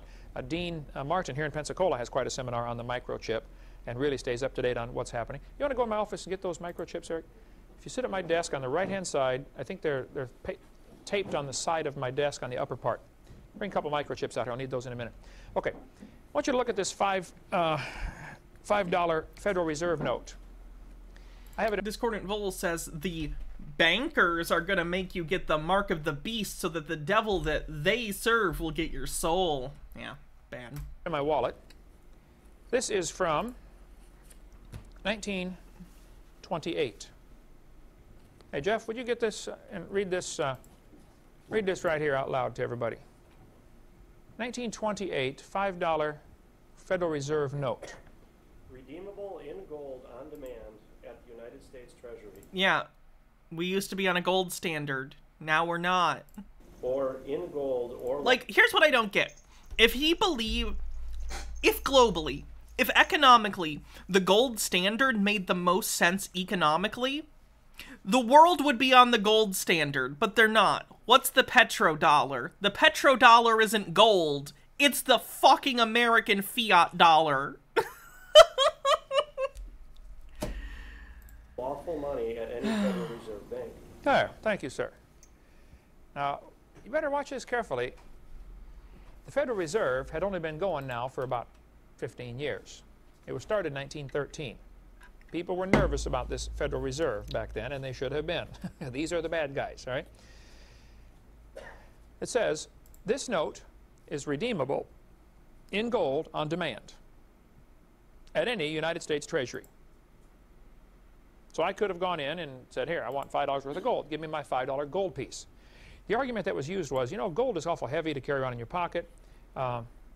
Let's give you a piece of paper to carry, and we'll keep the gold in the bank for you. We'll warehouse it for you. Ah, thank you, sir. Here's one of the little microchips about the size of a grain of rice. That's the chip.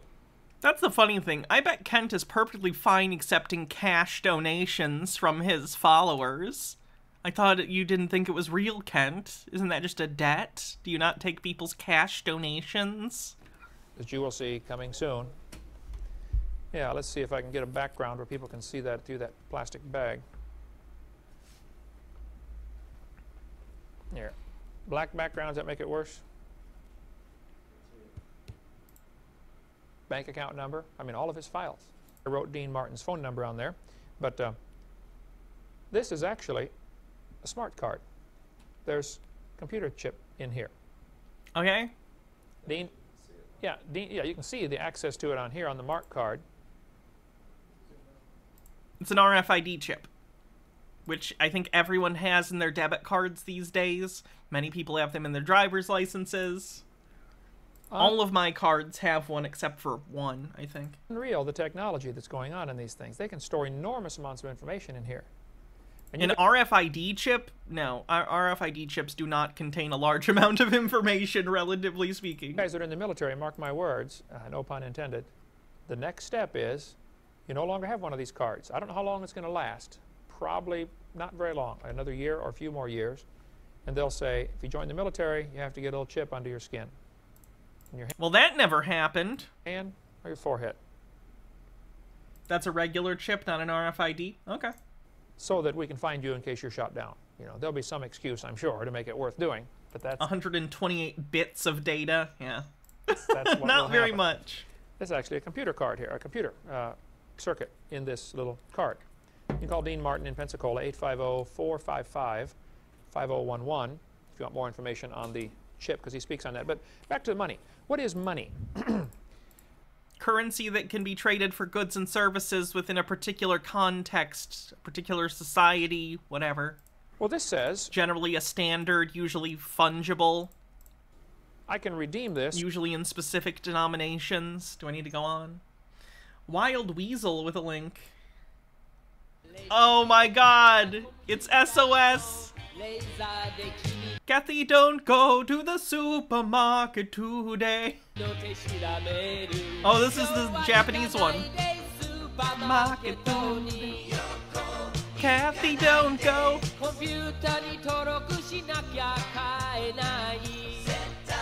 Kathy, don't go. It's good for... This is probably the best song produced by a cult that I've ever heard.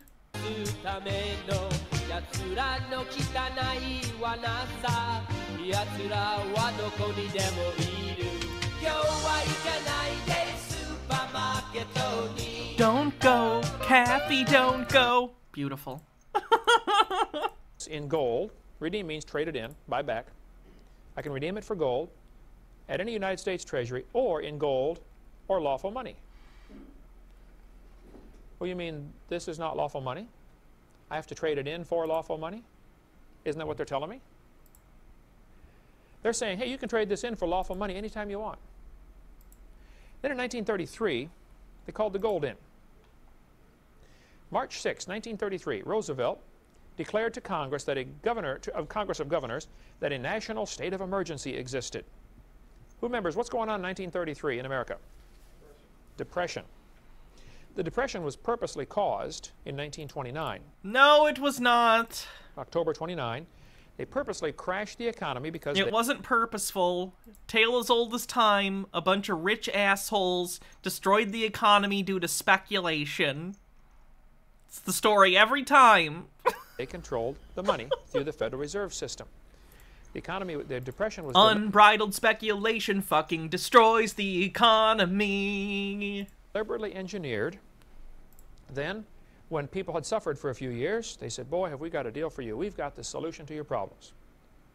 Everybody come down and get a little number called a Social Security number. That's when it was introduced, during the Depression. Otherwise, people would have never got taken a number.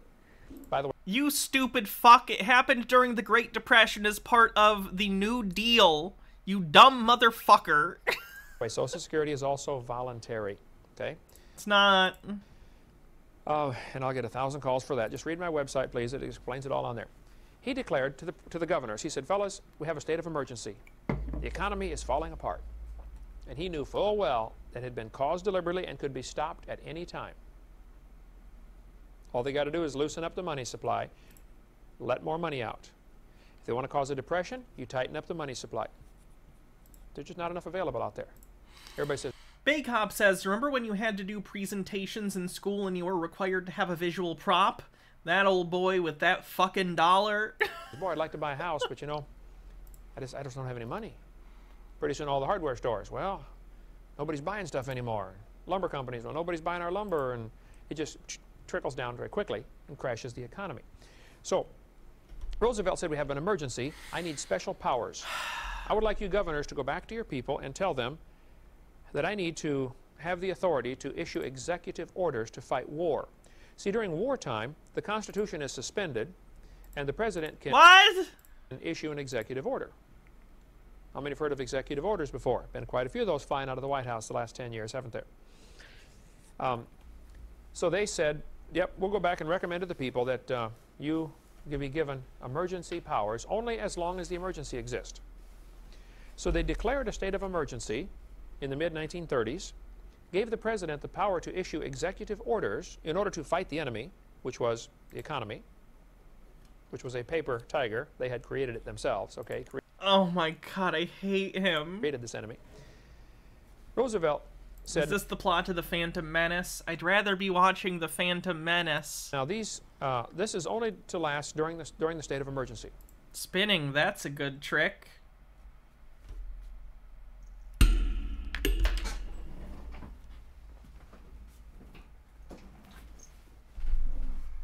I did it. I said a line from the movie. Comedy achieved. Well, guess what? That was mid-1930s. It has never been lifted. We are still under state of emergency. Right now. What? 70 years later. So in 1933, March 9th, Congress voted to give the President of the United States and to the Secretary of the Treasury the emergency powers sanction to wage war through executive orders. The 1917 Trading with the Enemy Act was amended to include citizens. In other words, you can be a citizen of the United States and still be an enemy of the United States if you own gold. Anybody that owns gold is considered an enemy of the United States because, after all... Kent, do you think you still can't own gold? The economy is hurting and the government needs the gold. Turn your gold in. We'll give you paper for it. And... you know, you keep this paper, we'll keep your gold. And if you don't, you're an enemy. You can be arrested. You can be arrested for having gold. Follow the yellow brick road. Remember that, okay? From Wizard of Oz. Oh, God, no! He's doing the thing! Abbreviation for ounces. for gold. That movie was all about the same thing. No, it wasn't.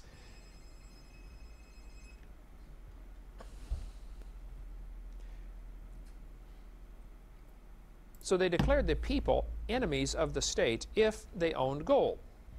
Now, here we have a Federal Reserve note from 1934. Let's see, Jeff, would you like to read what that says to us here? 1934 Federal Reserve note. Read that good and loud so we can get on the microphone here. This note is legal tender for all debts, public and private, and is redeemable in lawful money at the United States Treasury or at any Federal Reserve Bank. There we go. That book was written in 1900.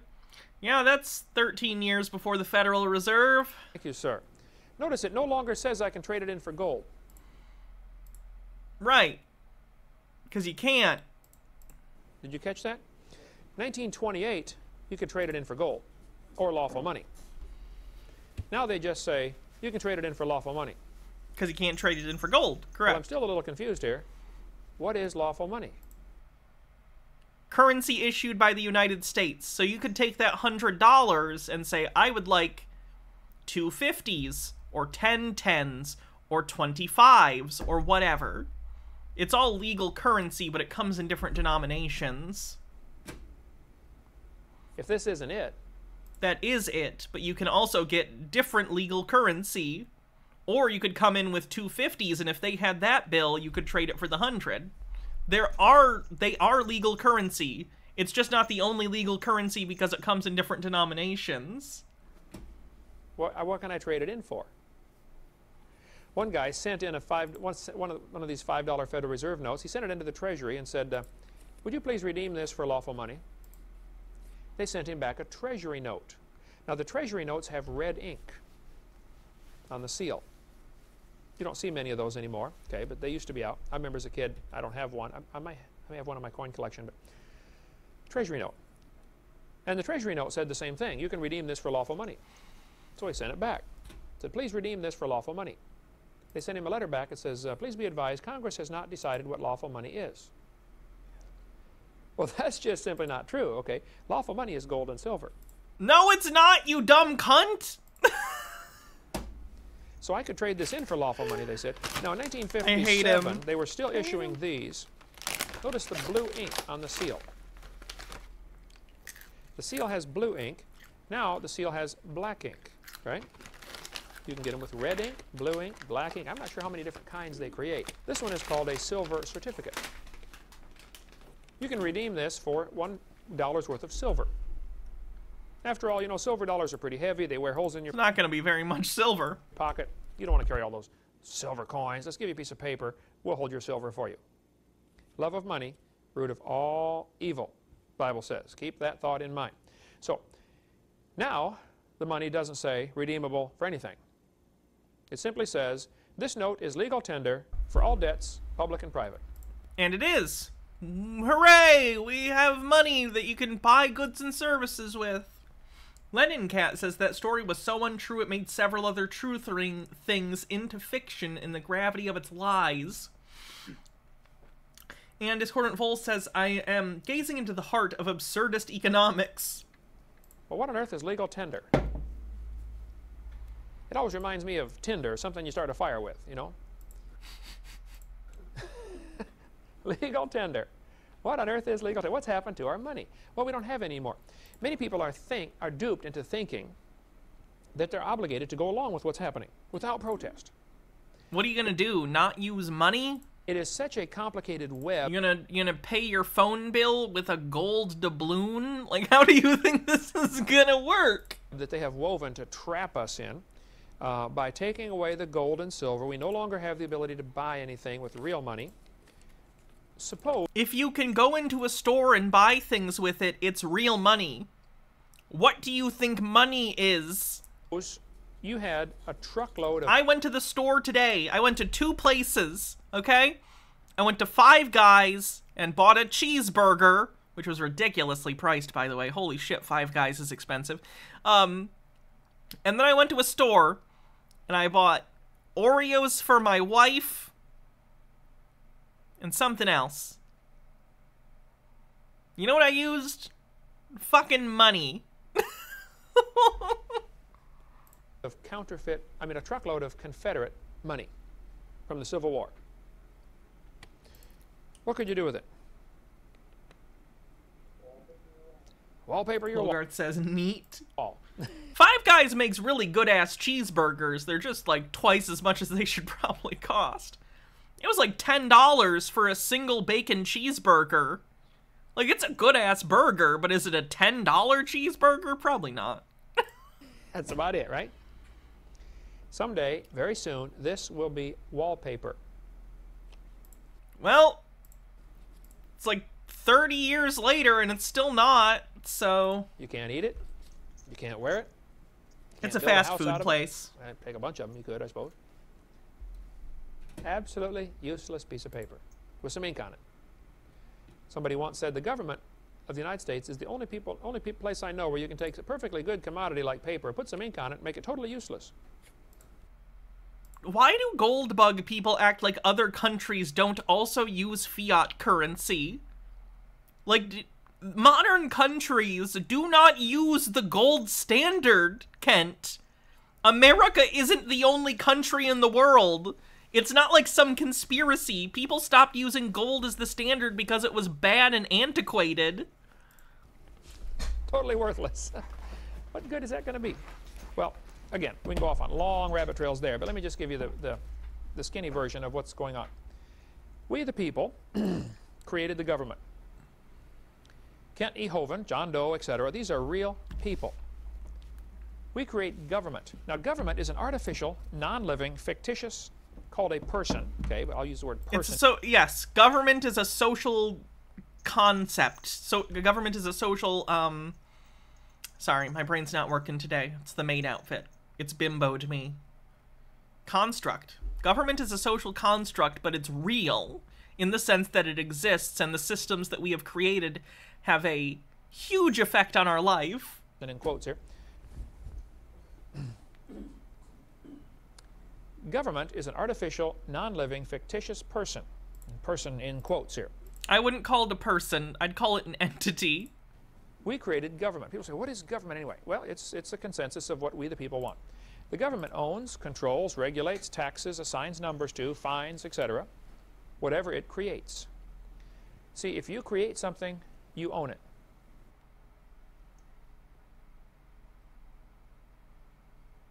Let's continue now with more of our politically incorrect information from this class. Actually, it's politically correct. Everybody else, it's incorrect. Here's the basic principle. Whatever you create... I don't think he even knows what that means. You own it. You control it. It's the principle of ownership, okay? Since God created people, he owns us. We belong to him. Gross. Our job is to find out what the boss wants and do it, okay? The people created... That kind of sounds like slavery, but, you know, that's your theological concern, not mine. Stone Corbell says, if you create something, you own it.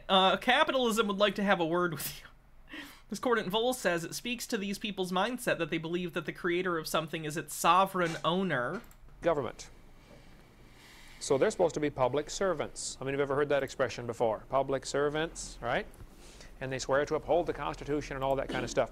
Well, the government doesn't like the idea of being servant. They would like to be master. So they've got a really slick way that this has happened. And most of the folks even involved in government don't even know what's happened. A few do, okay? And enough do to know what's going on. But they decided to create artificial people. No, they didn't. Turn to page 26. What is this? Why do sovereign citizens think the government needs to make something up to, like, collect taxes from you? It's not how anything works. In this little booklet, which is... Like, do they not understand that through all of human history? Like, let's go back. Fucking Code of Hammurabi, okay? Like, when they think of, like, the earliest written laws that we know, Code of Hammurabi, does he think that, like, the people who followed that code had fictional corporate persons attached to it? No! They must have an understanding intrinsically that the way that laws are enforced is often by coercion and force, which kind of, regardless of how you feel about it, is just how life works. Like, yes, the government has power. We empower it. Like, that's what we do. So collectively, people have control over the government, but the government has control over persons, individual, if that makes sense. Citizens Rule Book. These are $1 a piece from our ministry. This is the whole Constitution to the United States and the Declaration of Independence, and a very fascinating section on jury nullification. Oh, God. If you're ever called in to be on a jury, and let's suppose your city passes a law that it's against the law to spit on the sidewalk, okay? And you think that's a stupid law. You got a right to spit on the sidewalk if you want. And so some guy's hauled in, and it's obvious he's guilty. They got photographs of him, videotape. He spat on the sidewalk, okay? But you as a juror think the law is wrong. Discordant Vol says this man's axioms are grounded in dominance and subjugation and not in the fun, kinky way. It's true. After the court case, you sit there, you listen to everybody, give all their arguments. It's obvious, yep, the guy spit on the sidewalk. No question, he broke the law. However, the law is no good. All you do as a juror is vote not guilty. Now, it's obvious he's guilty of breaking the law, but the law is not constitutional or not good. So you simply vote not guilty. Your not guilty vote can nullify a bad law. Very few jurors know this, but this is fascinating. I think that's probably pretty common knowledge at this point, but it's also something you're not really supposed to do. Reading the section on jury nullification. You might want to read that in case you ever get on a jury. Page 26. Let's see, Jan, English teacher for how long? And also, if you make the court aware in any way, shape, or form that you are aware of the concept of jury nullification, they probably won't let you be on the jury. You've been teaching English. Now, as an English teacher, what do you see with that? 13. Whereas more now, but notice the word united. Jury nullification is what Darrell Brooks wanted to present as an argument. Yeah, you can't do that. Jury nullification isn't a right. It's sort of a natural consequence of the way the court system works and the way that you as a juror have the right to vote however you want, and you're not really supposed to be questioned on it. So it's a natural consequence of the system, but it's not really how it's intended to work. You're not supposed to do it. Is not capitalized. You see that? States is capitalized. See, states are sovereign. The fact that they united is just an adjective describing what they did. Okay? Or, yeah. The united is not capitalized. Oh, God. This is a critical issue here now. The real United States is with a small u, capital S. Here's how we got tricked in the last 70 years, okay? God created people. People created governments based on God's laws. America was founded on the laws that came from God, okay? No, these states, it was based upon mostly Enlightenment ideals. Then the 13 states got together and created a government called the United States of America. And they gave that government authority over a small section called Washington, D.C., the District of Columbia. Oh man, did you know that the power of the federal government has expanded over time? That's fucking crazy. Are you telling me that governments change over time and their powers either expand or contract depending on a number of factors that happen within their history? Wow! 10 miles by 10 miles in Maryland, Virginia. The Virginia side, during the Civil War, went with the South. So we lost half of the ground that the Capitol was supposed to be on. And I think it was Robert E. Lee's home was right there. And so during the war, they took thousands and thousands of Yankee soldiers that were killed and buried them in Robert E. Lee's front yard. Turned it into a graveyard. The cemetery. Arlington? Is still there today. What's the name of it? Arlington Cemetery. Robert E. Lee's front yard. Just so he wouldn't want to live there anymore. You know, thousands of Yankee soldiers in his front yard. Long story behind that too. Anyway, the United States of America is supposed to be the servant to the states. They have no jurisdiction in the... What about the Supremacy Clause of the Constitution? Pretty sure that's the 9th Amendment is the Supremacy Clause? Kind of think that implies that no, the states are supposed to be subordinate to the federal government. States without the state's permission. Now, the average county sheriff... Gnome Pickles says, yeah, let's take a centralized power that can easily respond to issues and turn it into essentially 50 sort of aligned independent nations that would be even more hopelessly gridlocked. I'm sure that's not the worst idea ever. We tried that under the Articles of Confederation. It went poorly. Doesn't understand this. Some do, okay? States were printing their own currency. It was a shit show. The federal government is not allowed... There's a reason it was scrapped and they wrote the Constitution. ...to do anything. Harold Elboman says, I had a moment of enlightenment about both Sovsits and evangelicals and the confluence between them a couple of days back. If you could please take a minute-long detour, 2458 to 2558, especially the very end, I think it would say a lot about both of them. Let's see, 2458.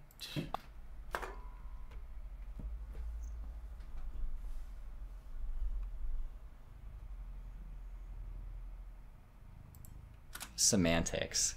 I mean, he's saying that not sinning is not a work, and repentance is not sinning, therefore repentance is not a work, and so it's still like saying that repentance is necessary for faith is not saying that works are required for faith. The thing is that couldn't you just call not sinning like obedience? And that is a work? It's like one of the fruits of the Spirit? It's just semantics. Yeah. Like, it's just playing word games in order to get yourself to the point where you can say that just believing isn't enough, but just believing is also enough. Seeing this kind of stuff makes me really sad because I know so many people who think that playing these word games and like just redefining things in a different way that's kind of convenient for the point that they're trying to make at the time. Yeah, they think that that's like an intellectual or academic practice. Yeah. I can agree with that. That makes sense. A lot of this kind of stuff ends up being rhetorical in nature because what they're talking about isn't something with a basis in material reality. So all they have to work with are semantic and rhetorical games. That's unfortunate. Without the county sheriff's permission. The sheriff of the county is boss, okay? And in Wyoming, there's numerous counties. The original version of the Constitution definitely says United States, not United States as in capital. We the people of the United States. Yeah, U is capitalized. So he's wrong there. Hi, honey. Where they have told the federal government, do not come into our county. This happens all over the United States. There are sheriffs who say... Does it? How's that working out for him? This is some posse comitatus, whatever the fuck it is bullshit. You federal government, IRS agents, don't come in our county. You come to us first. You don't seize anybody's property. You don't take... Sorry, Discordant Vol. Discordant Vol says a bunch of states with their own standing armies. Yeah. Go anybody's car. You don't do nothing without our permission. That's why they always get the county sheriff involved, okay? The federal government has jurisdiction wherever they want. They're the federal government. The sheriff can say, no, I don't want any federal agents at all in my jurisdiction. Stay out. And the federal government's going to say, fuck you, we're coming anyway, we will arrest you for interfering with a federal matter. He could keep the FBI out. No, they can't. I promise you they can't. Yeah, I'm FBI. I'm taking over here. Yeah. Oh boy, I know. We've all been conditioned up here. Okay. Kent did go to prison for about 10 years for the exact shit he's talking about here. This is before he got arrested and went to prison. Now I have a red line on my drawing on purpose here because this is a mirror. We're going to go through a mirror now because the United States went bankrupt in the early 30s. Oh my God. The bankers who control the money, love of money, root of all evil, said, look. Discordant Vol says, but they don't always have standing to lay charges. It's pretty complex. And Lennon Cat says the reason most crimes are investigated by local or state police is because most crimes committed are local or state crimes. Fellas, you're bankrupt. We're calling in the note. We are taking over, and we don't want the people to panic. Everybody's worried now because of the Depression, you know, times are pretty hard, so they're kind of busy thinking of other things. So they probably won't notice what's going on anyway. We're going to create a new corporation, and we're going to name it United States. But now it's all capital letters. And everybody thinks... He's so goddamn stupid. ...thinks they're still in the same place. No. You now live in a corporate United States, which is run, owned, controlled, regulated by these super rich people, which is exactly what they've wanted all along. The United States then created 50 state corporations. Big difference here. There are two... Kent, none of this was necessary for rich people to take control of the government. Citizens United helped quite a bit. Two Floridas. State of Florida and Florida State. One is the real estate of Florida. The other, which happens to have the same boundaries, is the corporate Florida State. Same. H-Beard says, hey now, Kent fell down this rabbit hole before the internet. That took actual work. That's true. He is dedicated to the crazy. I'll give him that. And he went to prison for it. Geographic boundaries, okay? People have argued that in many, many states, the boundaries of the corporate state was never defined. And so there's a whole argument there. How successful have those arguments been in court, Kent? You can chase that rabbit a long ways down. Anyone can make up an argument. On the trail if you'd like. But FL, capital F, capital L, is the abbreviation for the corporate Florida. Gnome Pickle says these folks have such fun fan fiction that they somehow have convinced themselves is real. I don't know how they function with this belief system. Not very well. Kent went to prison for 10 years for this. His wife divorced him. I think he had a second wife that divorced him. His children don't talk to him anymore. He's a bad guy. This is incredibly dysfunctional. FLA is the abbreviation for the real Florida. You can be whichever one you'd like, okay? These rich folks also, as part of the master plan, created a person for each of the people. See, God created people, so he owns them. The government created persons, so they own them. The person they create is called a straw man.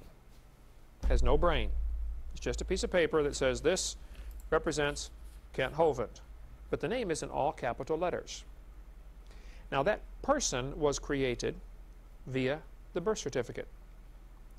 When your parents got a birth certificate for you, the hospitals will just about go nuts if you try to leave without getting a birth certificate. Yeah, because it'll ruin your child's life. You know what a pain in the ass everything is if you don't have a birth certificate? Holy fucking shit, you need it for, like, so many governmental things. Bay Cobb says, hey, maybe he lost it all, but at least he got an A on the middle school ass presentation. He did his best. Because they're really under pressure to get those birth certificates. Because the birth certificate creates an artificial person. No, it doesn't. It's literally just a document that shows where a person was born and to whom and when, etc. When that artificial person is created, the birth certificate then becomes worth some money. It can be bartered and sold and traded like commodities or cows or sheep or corn on the international market. And the president can say, man, we've got, you know, X number million new people in the United States that were born this year. We can borrow more money now.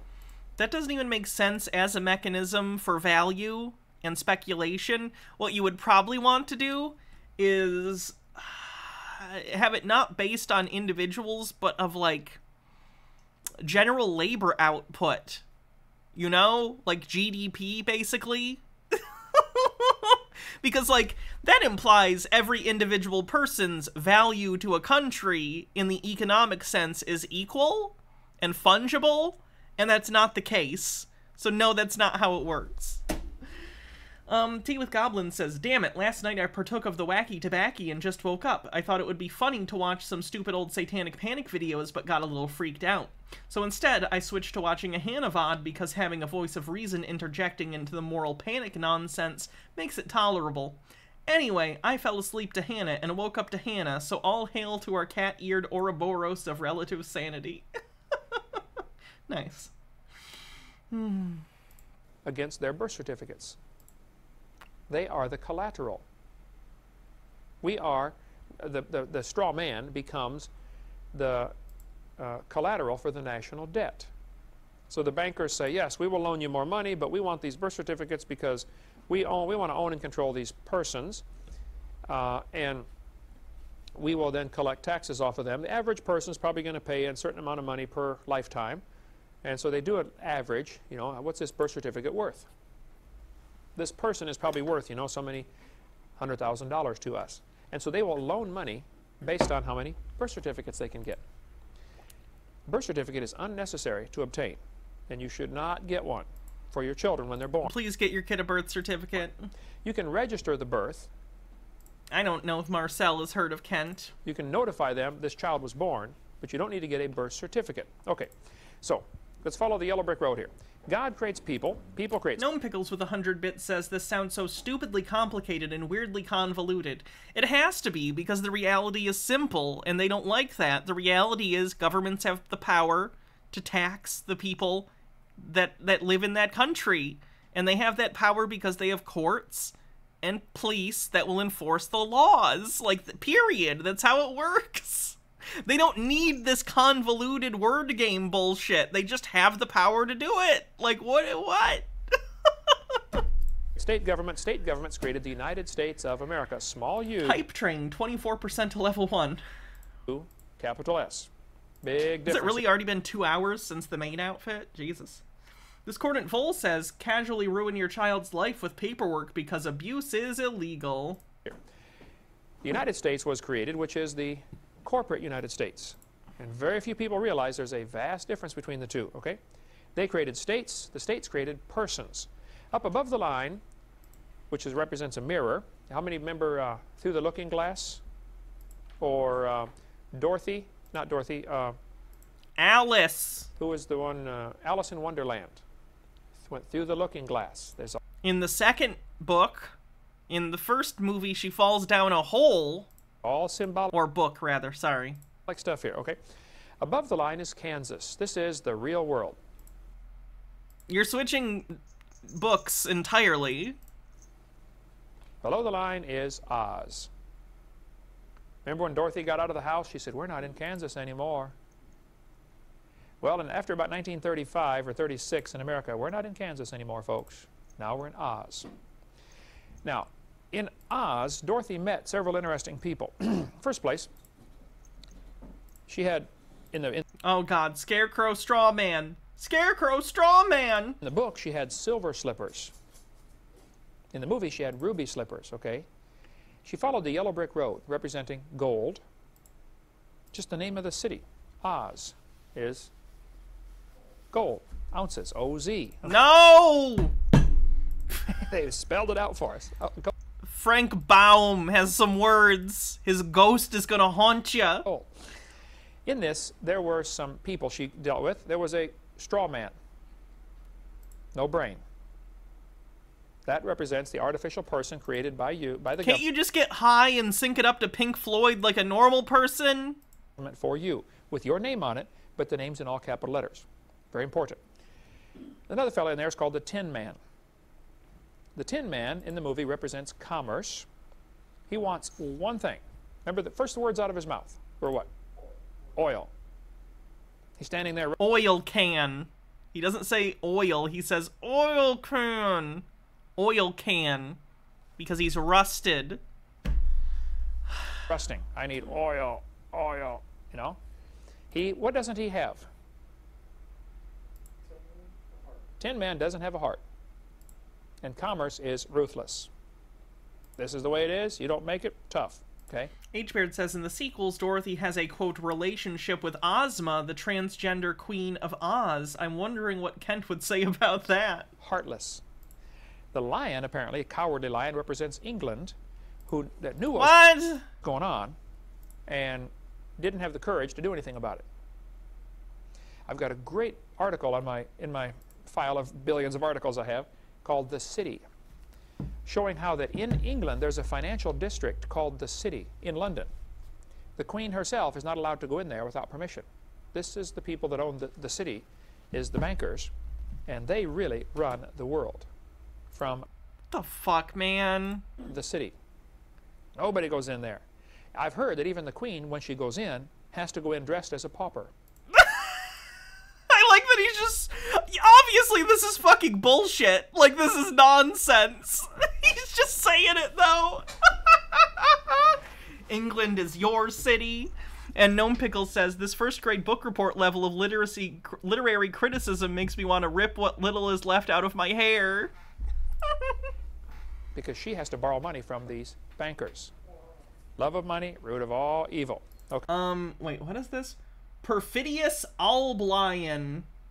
I don't get it. Okay.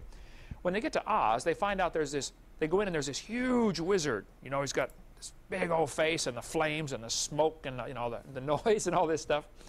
At the end of the movie, they find out it's a little old man behind the curtain pulling some levers. Everybody's scared stiff of the Wizard of Oz. They find out it's all phony. There's so many illustrations you could make here. Satan does the same thing to the world. Everybody thinks, wow, look how powerful and how big Satan is. Well, he's a puny little man. Albion equals England? I know that, because I made up a D&D character called Captain Albion at one point that was going to be Captain America-esque. And behind the curtain, pulling some levers. And in the book of Ezekiel, it says, the people are... I don't know the perfidious part. Like, what the fuck is perfidious? Yeah, or Ezekiel. People are going to say at the end, is this... Was that the first name of the lion in the book? The man that made the nations to tremble? This is Satan? Oh, come on. You got to be kidding. Is Ezekiel 28? Ezekiel 28, yeah. Is this the man that made the nations to tremble? They're going to look narrowly upon him and say, you got to be kidding. This is him. It's a little old man behind the curtain. Okay. So the straw man is called your corporate soul. Since the government created a corporate soul, they own it. Now, you have tied yourself to that straw man numerous ways. You've been using his Social Security number. You've been using his birth certificate to get things done. You've been using his driver's license. See, the straw man is owned by the government, so he's supposed to do all those things. They said, we want Kent Hovind, the straw man, to get a driver's license, to get a birth certificate, to get a marriage license, to get, you know, blah, blah, blah, blah, blah. It was a phrase used to discourage alliances with England during World War I. It means untrustworthy. Gotcha. Well, this leaves you with 4 choices. Since they created a business in your name, you can, number 1, do what they say, which moves you from right under God down to way at the bottom under the government. You are now a slave. By your own thought, aren't you a slave of God? You're fine with being a slave for God, but not the government. Kind of seems like you wouldn't want to be anyone's slave, but whatever. Because that's where the straw man is. Okay, he's way at the bottom of the totem pole. You can do what they say, which is what 90%, 95% of the people do. They don't know any better. I would recommend that. They don't realize they're tied to this straw man because they've been using his name. There's no such thing as a straw man like this. It's not how it works. Number 2, you can cut the string and say, that's not me. I'm not that person that you say. Many people do that very successfully. You got to be careful, though, because they don't like the sheep getting out of the pasture because they intend to shear them once in a while. And so they're pretty bad about this. I'll show you that in a minute, what one guy did in Canada. Choice number 3, you can look for loopholes between the government and their straw man, and there are tons of loopholes. That's kind of what Irwin Schiff does in his take on, you know, looking for loopholes, and there's lots of them, legitimate loopholes, okay? Choice number 4 is just redeem that straw man. Send a notice to the government saying, look, you've been doing business in my name. I'm laying claim to that account. Nothing's going to happen. Nothing exists like what you're talking about. A straw man account. I'm redeeming it. I'm claiming it for me.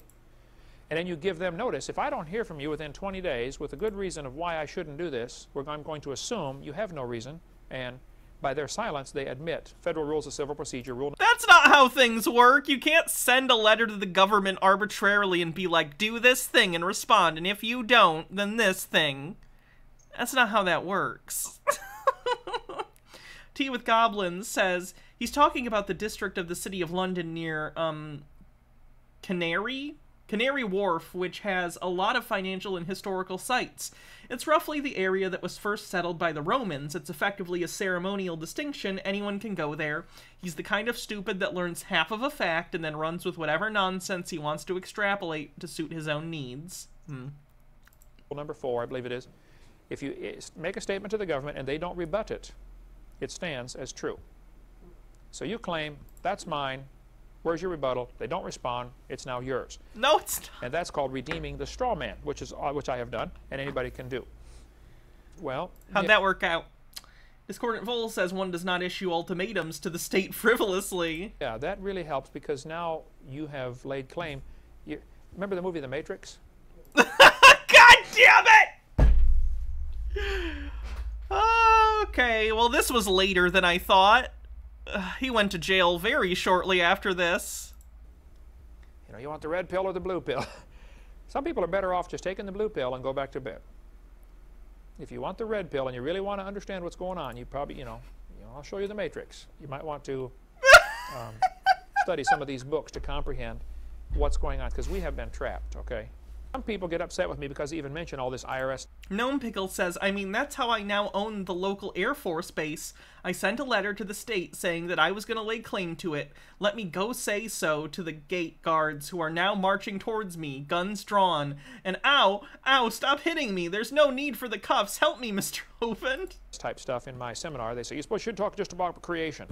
Well, it all ties together. If God's the creator, then he's the boss. Now, if you want to give yourself to become a straw man underneath, you know, and you don't want to be under God, well, you do whatever you want, okay? But I want to be a sovereign citizen under God. Oh my God, he said it! He fucking said it! I'm not lawless. I think everybody should obey the law. I'm trying real hard to understand it and obey it. And if they tell me United States means Washington, D.C., and then they go on for 4,000 pages talking about what you're supposed to do, I don't care. It's not me. Now, if you want to be there, well, fine, enjoy yourself, you know. Good luck understanding it. That thing ought to be void for vagueness, you know. A lot of people have declared that. Anyway, we'll cover more on that. Jesus Christ. We did it. We did it, chat. Oh, wow, this person has a lot of Ken Hovind stuff. Oh. Nice. Alright. We've been going for longer than I normally go. Almost 4 hours. So let's call it a night. I'll be back tomorrow. How many people did that idiot get into serious legal trouble? I don't know. At least himself. We know that. Discordant Vol says, I don't care. You're about to. True. Alright, have a great night, everyone. I'm not going to do a raid. I just want to hit one button and be done. So I'll see you guys later. I'll see you tomorrow. How much to add a tail to the maid outfit? More than 50 bits. Alright, have a good night, everyone. I'll see you tomorrow. Adios. Love you all.